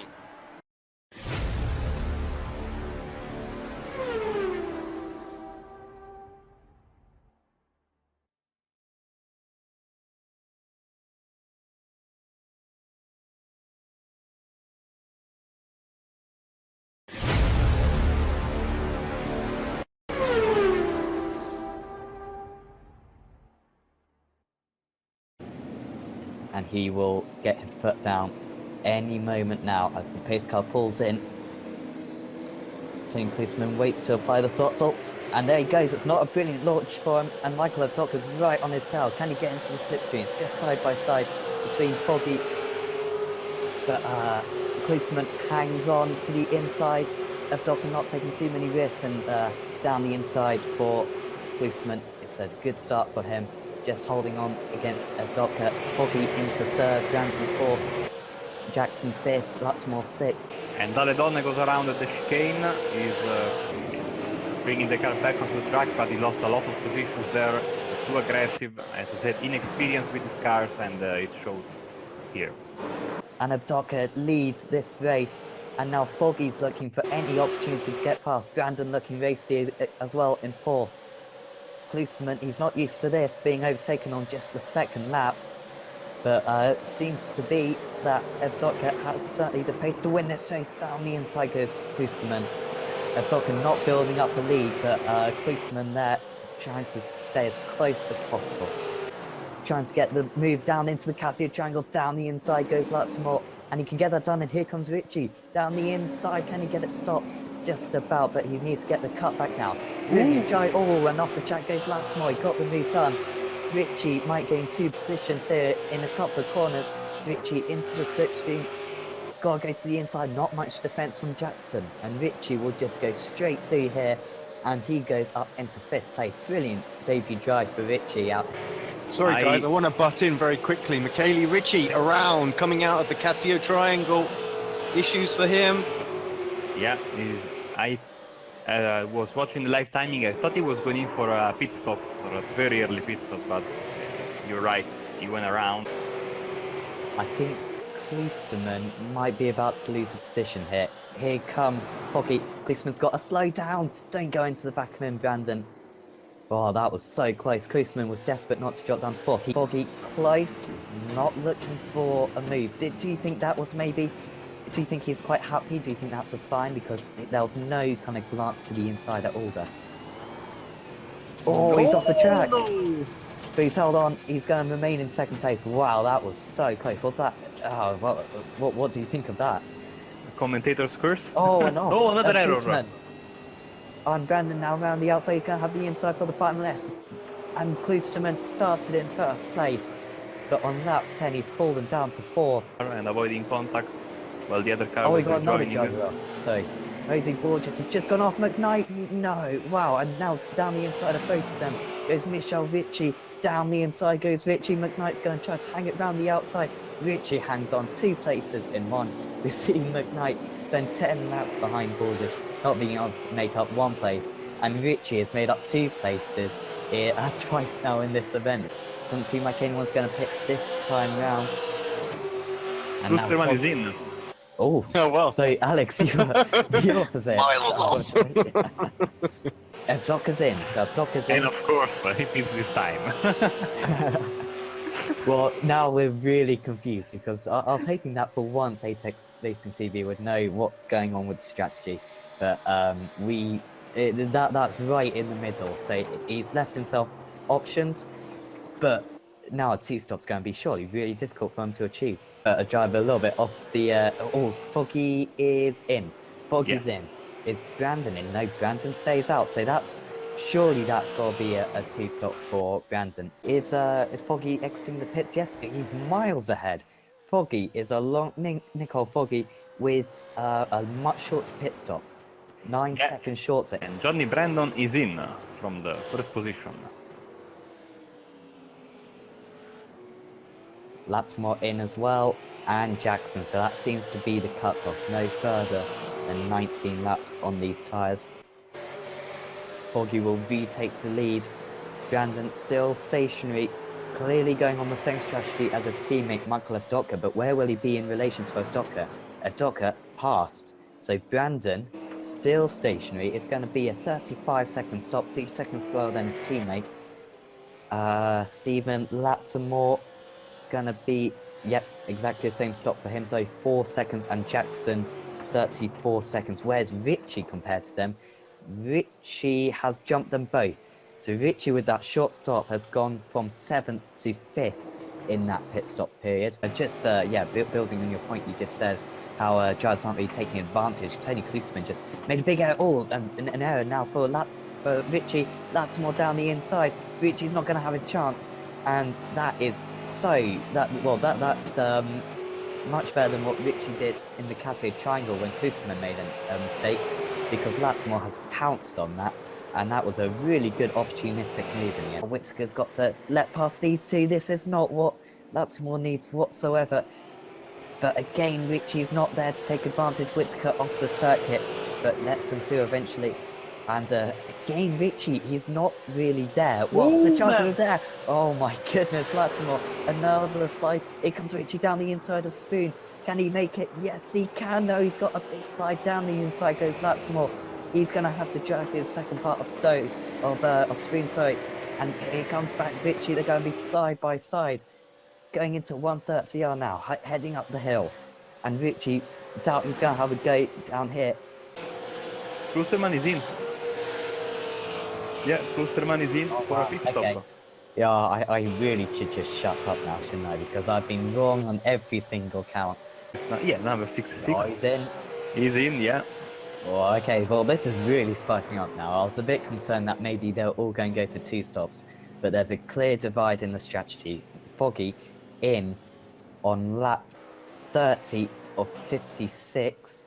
So, of course, and Evdoka is in. Evdoka is in. Oh, wow. Okay. By the way, and now he's the new leader. Evdoka's ahead of Foggy. What a quick stop for Michael Evdoka. 7.7 seconds for Evdoka. What a pit stop. He is into the net lead. And Lattimore is around again. Oh no, he saved it. No. Oh, he's going to lead out to Jackson, isn't he? Here comes Jackson. Is he going to get a slowdown, Lattimore? And Lattimore does pit this time, so he won't have to serve the slowdown. That's the smart thing to do. Yeah, classic error in this car. We've seen it a few times today. Just the wheel spin is so difficult to control. Really do respect these drivers out here for doing, 56 laps in such powerful cars. Just a little bit of a reference. Foggy is 25 seconds behind, and they both have a stop to go. Brandon's stop is going to be significantly longer, however, but Foggy is closing in at 2 seconds a lap currently, and it's now only 3 seconds behind Michael Evdoka. So, I think Brandon's in. He's in. So, this is going to be kind of where we get a decent reference and the target for Foggy, because he's going to undoubtedly be a long way behind, but it's how far behind it is going to be the important question. And Jackson in it as well, yeah.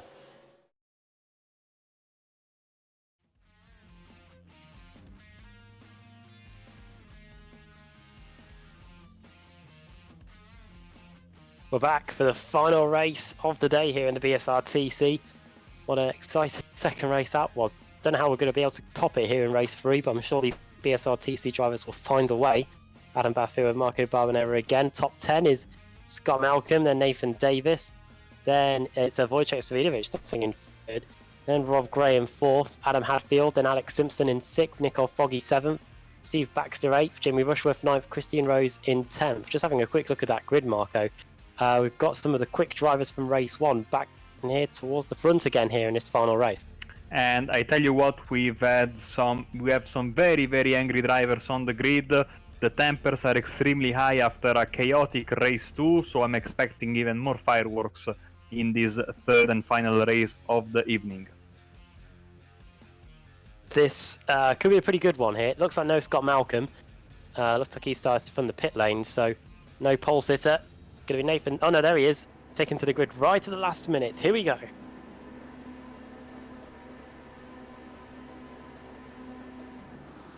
Good start by Nathan Davis in 2nd place. He's surely going to take the lead into the first corner. He is. And now Savidovic through into 2nd place as well. So Apex Racing get the 1-2 that they were after straight away. And Scott Malcolm is under pressure here from the Immortal car of Adam Hadfield as we go onto the back straight.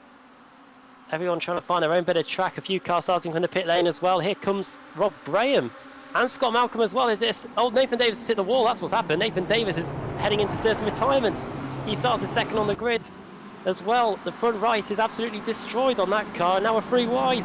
This is number 2. This is Alex Simpson getting into the mix, and Rob Graham also in there too. Adam Hadfield trying to get a position, and also there's a Northern Ice racing car of Ross McFarlane as Diogo Maro toes back to the pit. So drama for one of the Apex cars already, Marco.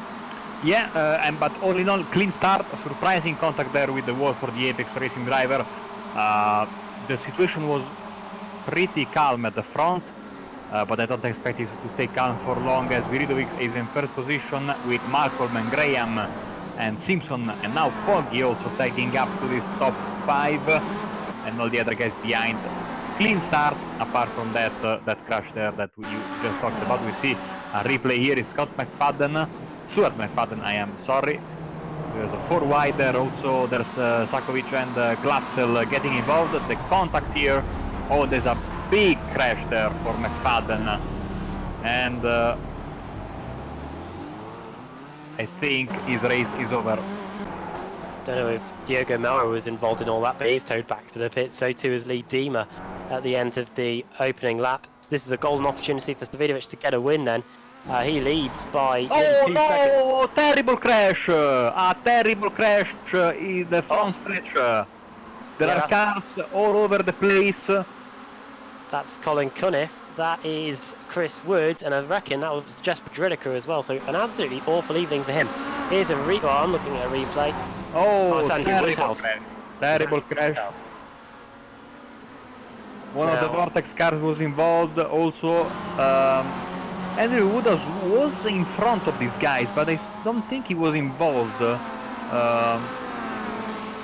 So that was very, very strange. I saw, you see here, Andrew Woodhouse and Mark Woodhouse battling. I saw Andrew Woodhouse have a little bit of a sideways moment, and seems like one of the guys behind him panicked just for a second or had to make a correction because he thought that maybe Woodhouse was going around, and then everything happened as Malcolm is down to P4, Simpson up to 3rd place here, as Graham is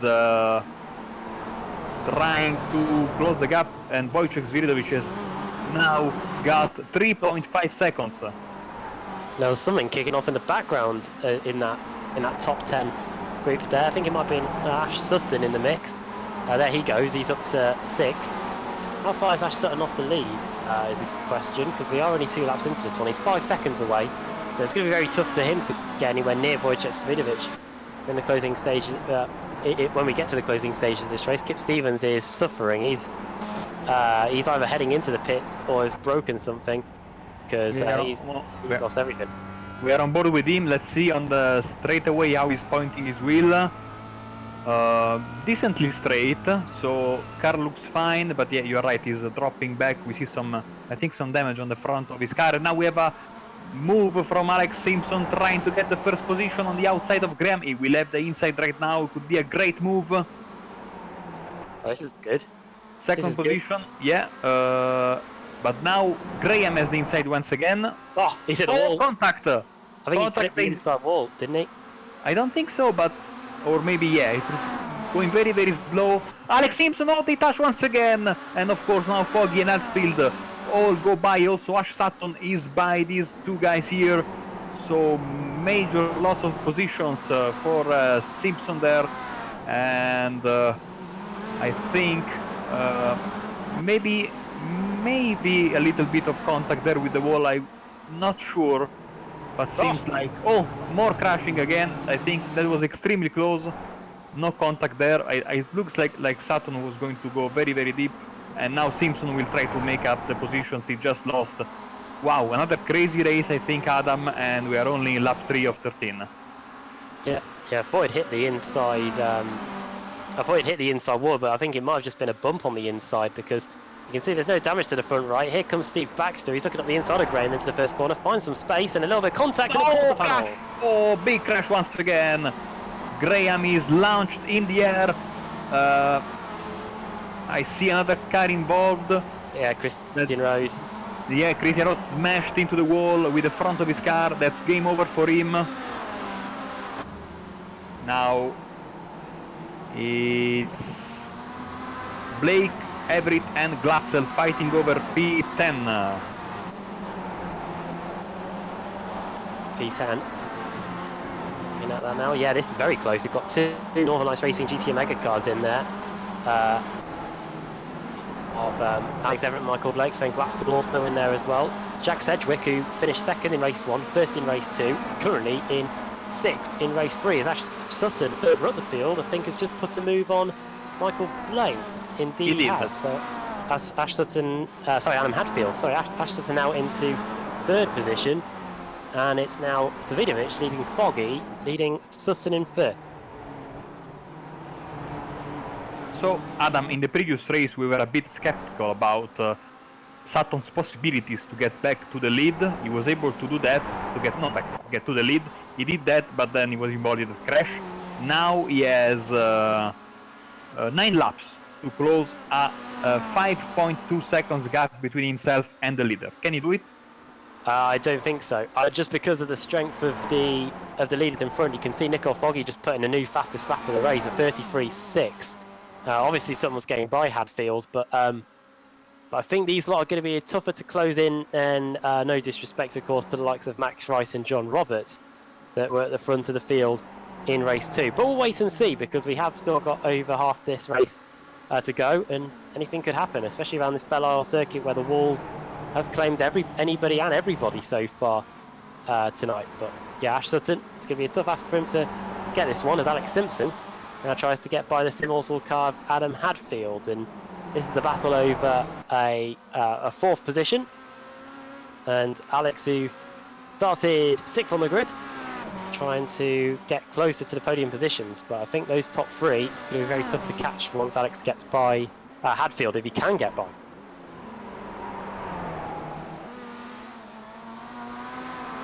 Simpson trying to study the right moment to make the move on Hadfield in front of him, as we are in the fountain section, as we see on board with Alex Simpson there. Little bit ahead we see Sutton and Foggy. Sviridovich is nowhere to be found. He's very, very far away in 1st position, enjoying a good gap, and the gaps between the driver in 2nd, 3rd, 4th and 5th position are just a bit, around half a second between all of these guys. So for the moment I don't expect moves in the top 5, as Hadfield just put in his personal best at 34.8, 34.0 for Sutton, 34.2 for Foggy, as the battle for P7 is absolutely raging, with a huge train of cars behind the pole sitter Scott Malcolm. Yeah, this is Scott Malcolm, Jimmy Rushworth trying to get by. Malcolm definitely covering the inside line there. Then it's Ross McFarlane. Then we've got Sven Glatzel in there as well. We saw having Glatzel at this part of the circuit in race 2. Rushworth trying to do the Nico Foggy move of trying to get it done round the outside there in turn 3. But no way through there for now anyway. Malcolm doing a good defensive drive and a pretty clean Automech kill car. I haven't seen the rear of the car, see if he's got any rear damage there. And he hasn't. And he runs a bit wide there. This could be Jamie Rushworth's opportunity. He'll definitely get some more straight line speed towards the end of the straight. But Rushworth could get this 7th place if he plays his cards right. And Malcolm knows that, covering the inside line. No way through. And Rushworth, that's going to be brave. But he takes a lot of curb and he's in the wall. Ooh, big crash with the wall, yeah. And I think there is going to be some big damage to Malcolm's car, and more crashing once again in the front section. They saved the car. This creates a huge slowdown for everybody behind them, and you see now the back of cars all trying to get the best of poor Scott Malcolm. He went hard into the wall. Front left is probably damaged, and you see right behind him there's like 2 rows deep for several meters. Lots and lots of cars there. Oh my goodness! Yeah, this is one heavy, one very long train. Rob Graham looks like though that he's into the pits. That hit with the wall at the end of the back straight looks like it's given him a meatball flag, which has released everybody because they were all behind him, and now it's Ross McFarlane who's leading this train along, followed by Glatzel. Then it's Everett. Then it's Michael Blake, who just about brushes the wall there. So do a few others. Paul Smith's in there, Kip Stevens, Michael Hall, Max Wright also, the pole sitter in race 2, who did a valiant drive. And anybody's guess who's going to get the positions, because it is all nose to tail here. And Nico Foggy, it's not out of the question that he could get to Savidovic. It was last time around, Marco, he did do a 34.3, which was the quickest of anybody on that last lap, and it was a good half a second quicker than Wojciech. So the fight for the win could be on here. Foggy showed in qualifying and in race 1 that he was the quickest driver around this circuit. As Simpson goes for the move on outfield, they touch, and Simpson is able to make the move. He had to use a little bit of his front bumper there, but it was a good pass, and he's up to P4. Yeah, absolutely. 2.5 seconds between Wojciech and Nicole in the front of the race, as Sedgwick also goes for a move on Adam Hatfield. They're going to be side by side on the front stretch. I'm sorry, but Sedgwick is able to get the move done before that. So Sviridovich, Foggy, Sutton, Simpson, Sedgwick, and Hatfield. These are your top 6 as we begin the 8th lap of the race. No surprises who the top point scorer is going to be when we leave this circuit. A second in race 1 for Jack Sedgwick, a win in race 2, and he's now sat in 5th in race 3. And if he's quicker than Alex, which we'll find out in the next few laps or so, especially because Sedgwick's got a much cleaner car, he could get 4th place. And that'll probably be as far as he gets, but looking at the lap times, this top 3 scrap could be on. Ash Sutton was 5 seconds away from Wojciech Sviridovich earlier on in the race. It's now down to just 3 seconds between the front 3. You could say the Fab 3 as well, because these are 3 of the quickest drivers in the field. Wojciech Sviridovich, the reigning champion, won 3 BSRTC titles. Nicole Foggy, who's really, you could say, the new generation of BSRTC drivers that are now at the front and fighting for their first title. And Ash Sutton, who needs no introduction, reigning British Touring Car champion, won the Jack Sears Trophy in his first season in the BTCC, the award for the Rookie of the Year, and in his second season won the title. And what a progressive drive that career it's been for him.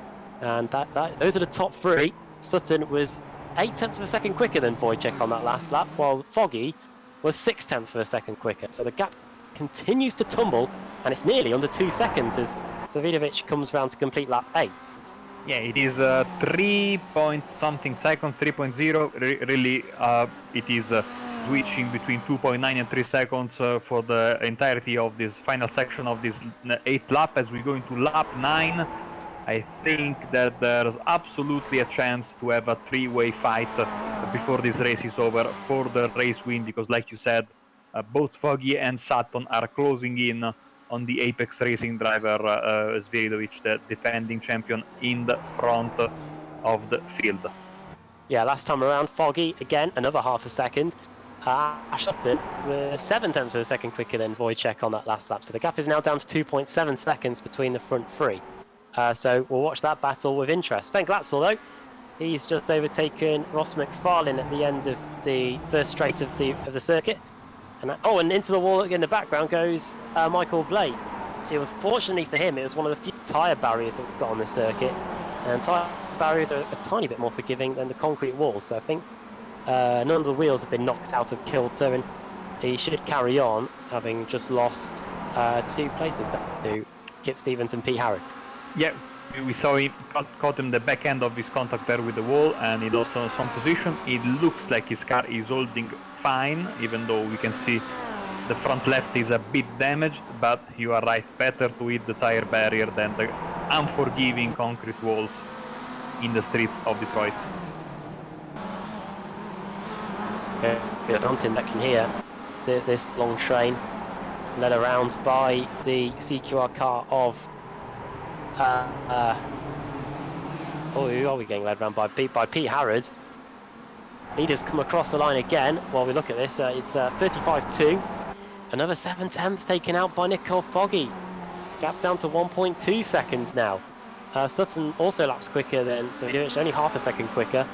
But the gap continues to fall down here, and I reckon we've got about 2 laps before Nicole Foggy is going to be right with Wojciech Sviridovich. So we could have a 2-lap shootout for the win here at Belle Isle, as the battle for 7th continues between Jamie Rushworth, Sven Glatzel, Ross McFarlane, and Alex Everett as we reach the end of the backstretch.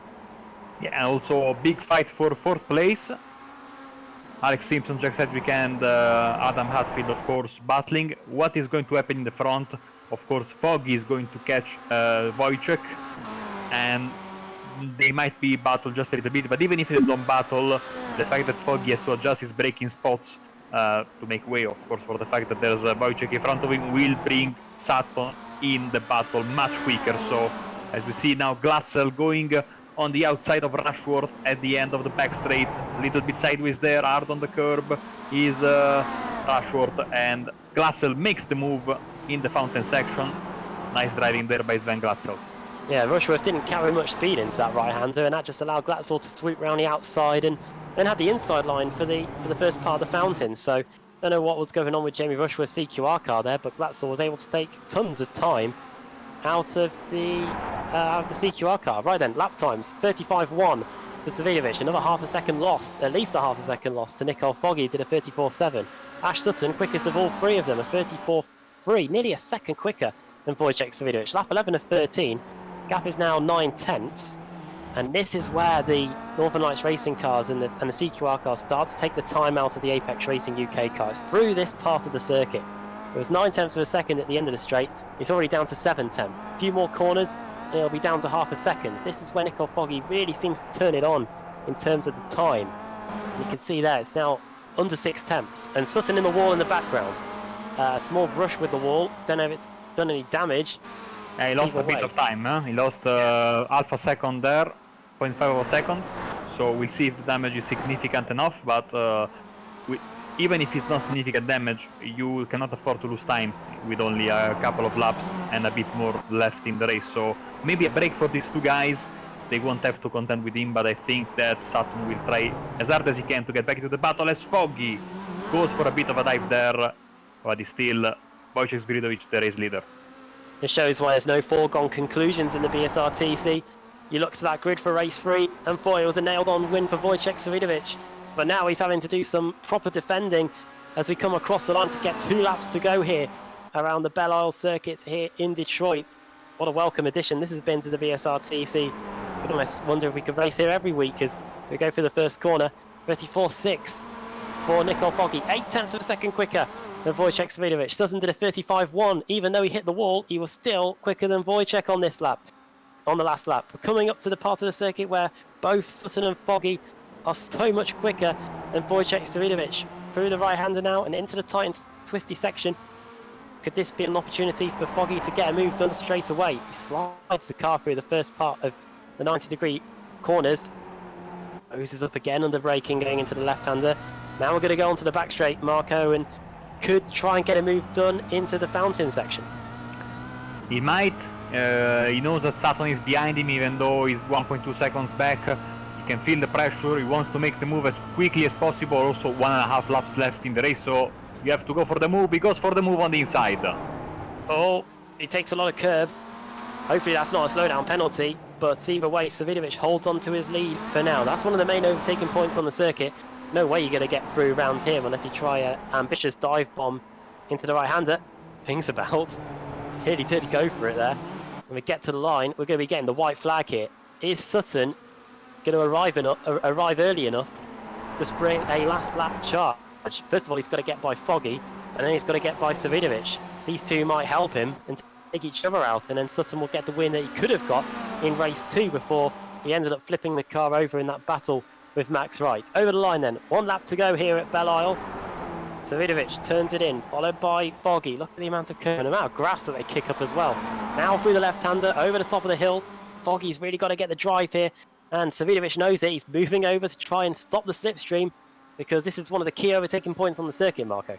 Yeah, left, right, now hard on the brakes, has to keep the car flowing, does Wojciech, and he does it. Sutton is back in the fight, but he needs, you are right, he needs some help if he wants to win the race, because making 2 moves in the final lap, he's a great driver, but this is Detroit, it's not going to be easy. It shows that once Foggy gets up to the back of Savidovic, he is immediately held up, because they both set exactly the same lap times, right to the 1,000th of the second, the same lap times on that last lap. Right. This is a real overtaking opportunity now for Nicole Foggy. He's going to go to the outside here, going into the fountain section. Savidovic gives him that racing line. On the brakes we go. Savidovic. Oh, there's almost space. But Nicole Foggy can't find a way through. And it's now going to be immensely difficult for Nicole Foggy to find a way through to win this race. He's been so much quicker than Wojciech across the race today. He's going for it. Going for it. Oh, on the curb. Oh. That was the chance, and now Sutton wants second place, and he hits Foggy a little bit there. Somehow Wojciech Savidovic, who's been getting reeled in since the start of this race, since Nicole Foggy got that second position, is going to come through and take the victory here. What a fantastic defensive display in those closing few laps by Wojciech. The reigning champion proves why he is a champion and wins the final race of the day. Nicole Foggy second, Ash Sutton completes the podium here as Alex Simpson comes across the line to take fourth as well. Beautiful race once again. You are every race I did here, BSRTC, the MX-5s as a driver, the Euro V8s. My first thought was, can we always race here, please? It's amazing as other drivers are crossing the finish line to complete the top 10. Rushworth there, you see, Harrod and Stevens in 11th and 12th. 12th position. We are waiting also for, well, almost everybody else that arrives in this huge cycling-like pack at the end of every BSRTC Pro race. See all these guys come and finish the race. We are waiting for Roberts as well. He finished the race now in P24. Massive amount of retirements, of course. I think we have 27 cars still running, or maybe Westwood is still out there. I have no idea. I think he's 6 laps down. Daniels has passed. Hey, it is Westwood. So 6 laps down, but he wants to finish the race. And he will be the last guy to cross the start-finish line, and after that we will have the official results for you. Just waiting for, yeah, Westwood. Here he comes. And that is it. Quite a lot of retirements, and quite a lot will change in the championship standings, I believe, after this one. Especially since Stephen Baxter picks up a 0. But that will probably equal itself out, because Dave Baker picks up a 0 in race 2. So the championship could be interesting, especially in terms of the AM as well. We'll, if they do get updated, we'll run you through them at the end of the broadcast. Plus we'll have a few interviews as well, unless all the drivers are pretty angry, and in that case they won't want to talk to us, because this has probably been one of the toughest nights in the BSRTC. Race results then. Separated by less than a second, Wojciech Savidovic, Nicole Foggy and Ash Sutton. Sutton getting on the podium in the end. Alex Simpson finishes in 4th after that battle with Jack Sedgwick, who will no doubt have picked up a hell of a lot of points today. A 2nd, a 1st, and a 5th for Sedgwick. Then Adam Hadfield finishing in 6th, and Glatzel in 7th after starting in 28th. Ross McFarlane in 8th, 9th for Alex Everett, and 10th for Jamie Rushworth. Pete Harrod finishing 11th, Kip Stevens finishing in 12th, he started there. Then Michael Blake 13th. Michael Hall coming through the field after starting in 30th to finish in 14th. Then 15th place for Max Wright. 16th for Rusty Laidler, one of the AM contenders, of course. 17th for Paul Smith. Dave Baker, a 0 in race 2. He started 39th for this final race and managed to climb up to 18th by the time the checker flag came out. Magic Sakovic finishing in 19th. 20th for Pete Newman. Mark Woodhouse in 21st. 22nd for Adam McNally. Then Mark Johnston, 40th to 23rd. 24th for John Roberts. 25th for Dan Brown and Will Daniels in 26th. 27th for Jake Blackhall. And then the cars that didn't finish the race, 6 laps down, is Mark Westwood. Then Scott Malcolm, the pole sitter, 7 laps down. Andrew Woodhouse, 8 laps down. Problem for Woody there in that final race. It was always going to be tough after the tough reverse grid that got pulled out. Rob Graham, Christian Rose out early on, and then all the cars that were out at the start of the race. In that big crash that we saw on the front straight. Jesper Drilliker, Colin Cunniff, Nathan Davis. Also out Stuart McFadden, he was out earlier on in the lap. Chris Wood as well, and then Lee Deemer, Diogo Melro and George Simmons out on the opening lap too. So a lot of drivers struggling today, and we will start the interviews with our colleague Alex Simpson, who has shown his pace in qualifying with a top 10 finish, then was in the mix in race 2, and then the reverse grid in race 3 helped him get a 4th place finish. So he joins us now. Alex? Oh. Yeah, good evening. Me and Marco were saying, can we race here every week? It's entertaining for us, but it's probably been one of the toughest evenings of the year for you in the field today. It's been pretty close and pretty hectic. Yeah, it was tough. It was good. It was good fun. I mean, the first race probably a bit processional, apart from maybe right at the very, very front, where I was just kind of hanging on, really trying to save tyres, not hit the wall. That was the main thing. In the second race, kind of took the decision to start from the pit lane because I was so nervous after watching the MX5s on Tuesday night. I was like, this is not going to end well. And yeah, I came out of the pit lane and the track was blocked. I was like, oh, damn it, this did not work, did it? But actually, the sort of the attrition was pretty high, and I got kind of lucky with the reverse grid here. And yeah, it was some good battles out there. I think, you know, we're first with Foggy, and then I got sort of sneaky past Scott Malcolm, which let me release on there. And then that battle with Rob Graham was really good and really fun. Fortunately, just that little bit of contact just killed my momentum, and four cars slipped by, but good fun, good battle with who was it that I was battling with at the end? It was Adam Hadfield. I was a bit aggressive with Adam, so apologies for that, but nothing sort of over the line, but some good racing. Yeah, it was good on the brakes and good defending, so I enjoyed that. In terms of the second race, it was just so crazy, that one with the wreck, as you're saying at the start, and then everything that followed. Was it just a case of making sure you got to the end in that one?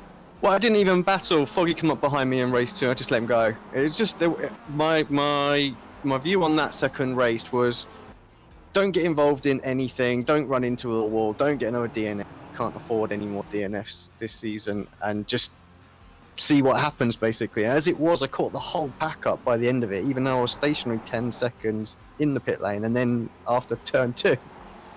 Just because of all of what was going on there. So I think it was Ross McFarlane or something like that, who would have started like the same place as me on the thing. It was only 3 cars up the road, so it was kind of like, it was just all about the attrition, how you were going to move forward, so it didn't really matter. So yeah, it was just survive and make sure I'd got a reasonable grid for next race. Yeah.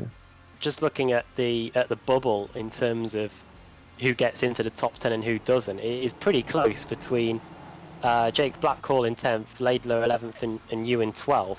Well, it is the top 12, I think, that really count, actually, when there was a slight update in the rules. So yeah, the top 12 is the golden number that we're after, and then of course there's the wild card. So yeah, but it is extremely close there as well. I was looking at it thinking, I really need a good result tonight. I can't afford the DNF, and that was really what decision to start from the pits. It worked out nicely. Okay, well, next week. This is always the point where I wish I had the schedule to hand. It's Spa-Francorchamps, the Grand Prix track. So there you go. We are going to have some more amazing racing, and of course that magic combo Eau Rouge, Raidillon, and going back to the Camel Straight will provide for some great overtaking opportunities at the chicane after the stretch. But Spa-Francorchamps, it's a fantastic track, so completely different from Belle Isle. Will provide, I think, Alex, from some completely different challenges, but it's going to be nose to tail even in Belgium, I think. I think you're right. I think it'll be a really good race, and yeah, it'll be nice to not have a wall, you know, a couple of centimeters off of the racing line. Well, technically, that's probably a bit of an extreme. The racing line is grazing the wall wherever you can around here. Well, let's say that, especially in some corners in Spa, you have like an entire parking lot available. Yeah. So it would be a nice change for you guys. I think we'll see some use that as well, to be fair. It'll be fun. But yeah, I think the racing will be really, really good there. And like you say, it's going to be difficult. Everyone's going to be on a lower downforce there, so the car's going to be a bit skittish in those heavy braking zones because we'll need the straight line speed. So it'll be like MotoGP, where we're backing it into some of these corners. It'll look really good, I think. Great, well, before we let you go, Alex, do you want to do the customary shout-outs? Yeah, just to you guys for doing the stream. Thanks, Marco, for covering, and Sam doing the broadcast. And yeah, to all the guys over at Apex Racing as well for just the hard work on that. So we did a little bit more testing, perhaps than normal this week, because it was a new circuit, and yeah, just putting down some times and just sort of helping each other sort of get where we need to be. And I think yeah, pace was okay, and yeah, so that's really it. And shout out to sponsors, Computers, PC Systems, Leo Bodnar, JCL Sim Racing, and I'm sure I'm missing some as well. But SDK Gaming, thank you. Great, well, well done on the evening tonight. It's heating up for that 12th space in the showdown. The points have just been updated. I think you're. I've just logged in. Yay! Yeah, got about 30 points on Mark Woodhouse in 13th. So that's going to keep rumbling on, and yeah, I can see why you don't need any more DNFs. But yeah, thanks for coming and speaking to us, and I'm sure we'll chat again in the coming days. Awesome. Thanks, guys. Simpson, we'll get in all three of these guys because they are all pro AM drivers. So they'll have had very interesting evenings, of course, with the reverse grid. We've got all three AM drivers here in the interview room in Michael Blake, Rusty Laidler, and Paul Smith. Don't know You which make one it sound wants... like there's only 3 of us. well, yeah. We'll start with who's highest in the championship. I think that's probably the fairest way to go with it, and that's Rusty. Talk us through that evening. Obviously, that final race was exciting for you, 35th to 16th, but there was a fair amount going on, especially in race 2. Cars all over the place. I think it was the same for all 3 races. To be fair, I think the first race was by far the cleanest in terms of like silly little accidents and stuff like that. There was only a handful of cars DNF'd that race, and it's like everyone sort of we'll just dial the notch up a bit more for race 2, and you could see straight away people were being a bit more aggressive, a bit more, because obviously they've done the first race, they found their feet. Right, I think I can pull a pass off here. I think the book just went flying out the window in race 3, and it was just absolute pandemonium. And as we all know, when it's like that, I excel. Yeah, definitely. 35th to 16th in that final race. Right behind you, though, in 17th, one driver that probably followed you all the way is Paul Smith. Hello. Hello.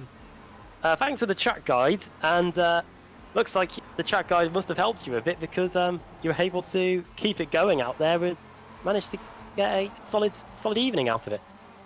Yeah, it wasn't a bad evening at all. I've put a lot of practice in for this round just purely because I'd never turned a lap before last weekend. So I've put in quite a few laps here, so it certainly helped with the evening. And it was all about staying out of trouble. That's all it was tonight. Just keep out of trouble, and you were going to score some big points. And to get in the teens for 2 of the races and to get 8th place in that second race, absolutely spot on for me, especially after what happened last week. So I'm back at it. Yeah, these new circuits on the calendar, can they act as a bit of a level playing field, because everybody's going to be trying out the track for the first time pretty much at once, really, especially in this series. I think circuits like that especially, it shows up who actually bothers doing some practice and who just turns up on the evening about 10 minutes before qualifying. So you'll notice that quite a few people who did well had put the time in. Well, apart from Ash, you can turn up anywhere and just be fast. It's annoying. But, those who actually put the time in and put the practice in, you saw a little bit of a mix-up of the grid, I thought, for the qualifying for the first race. And it certainly does level things out. Where we'll be next week, I don't know, because they can't make their minds up. But I hope it's Spa, because I really enjoy Spa in this car. What's the argument then? Is it Spa or what's the other one? Nürburgring. Oh, Nürburgring. Ah, right, okay. Well, we've done Spa once this season. Oh, yeah, we have, yeah. So that place can go to hell. So, I mean, it's not like we go to Silverstone 3 times and Monza 2 times, but never mind. got Monza no chicane. That's just a whole different. Name one series that's ever raced that in real life. This one. Sorry, that's just me being. That's just me being a cynic. Right, Michael Blake. You had an extra addition to your team today in Andrew Woods. I hope he behaved himself out there. But how was that evening for you? Well, firstly, I really hope Woody had a good time. He did a really good job for us. He was unfortunate in race 2, and race 3 went a bit downhill. But the first 2 races, he was excellent. I was really dreading this meeting, if I'm honest. I thought it was going to be absolute carnage, but from where I was, there was actually some really good racing. All 3 races, I had good battles. Rusty and Paul, I raced with them a couple of times, and that was really good, hard but clean racing. I had a great time.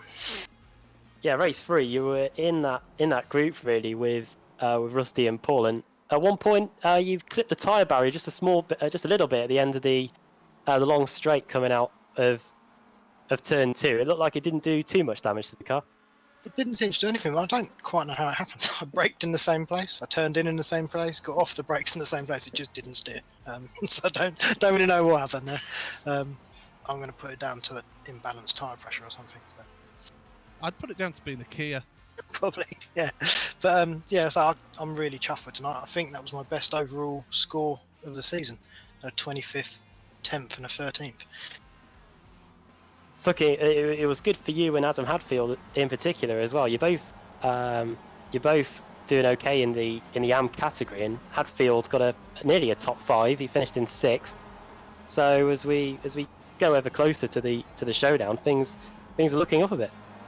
Yeah, we're just trying to keep it as clean as we can. I know some of you are going to laugh at that when we say that, but we're just trying to get at least 2 of us locked into the showdown, and try and get the team locked in the team showdown, which we're just about hanging on to at the moment. But Vortex are catching up pretty fast. Great, and yeah, if you had a preference, I think we know. Is it either Spa or Nürburgring for you next week? I'd rather do Nürburgring. I'd like to try as many different tracks as we can in a season, and as many tracks that are used in real life as we can. Kota! Let's do Kota!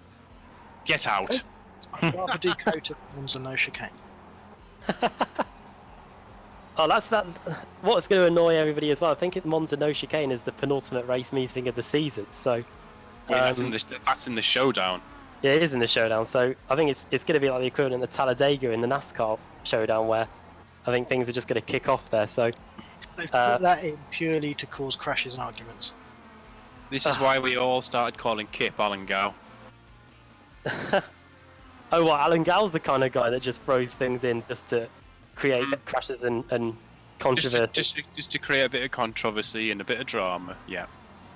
Well, I don't know whether Kip will take that as a compliment. But either way, Rusty, before we let you go, obviously you drive for CQR Academy, so feel free to take it away with your shout-outs. Yeah, I'd just like to apologise to absolutely no one. I had a great evening tonight. Wouldn't expect anything less.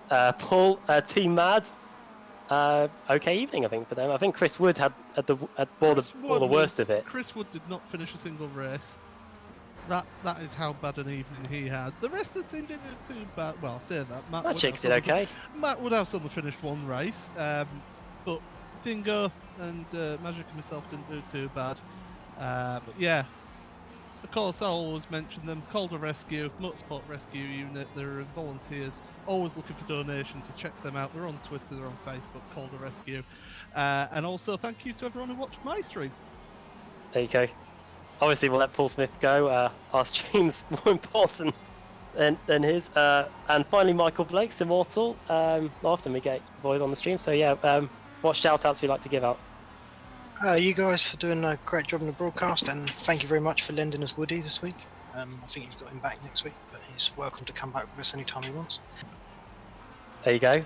Open invitation. I don't think it spreads out to me. Well, I haven't got a wheel anyway, but I'll probably be more of a nuisance. But chaps, it's been great. Great to hear from all 3 of you, and yeah, hopefully we'll be speaking to you again next week. See you, mate. See you.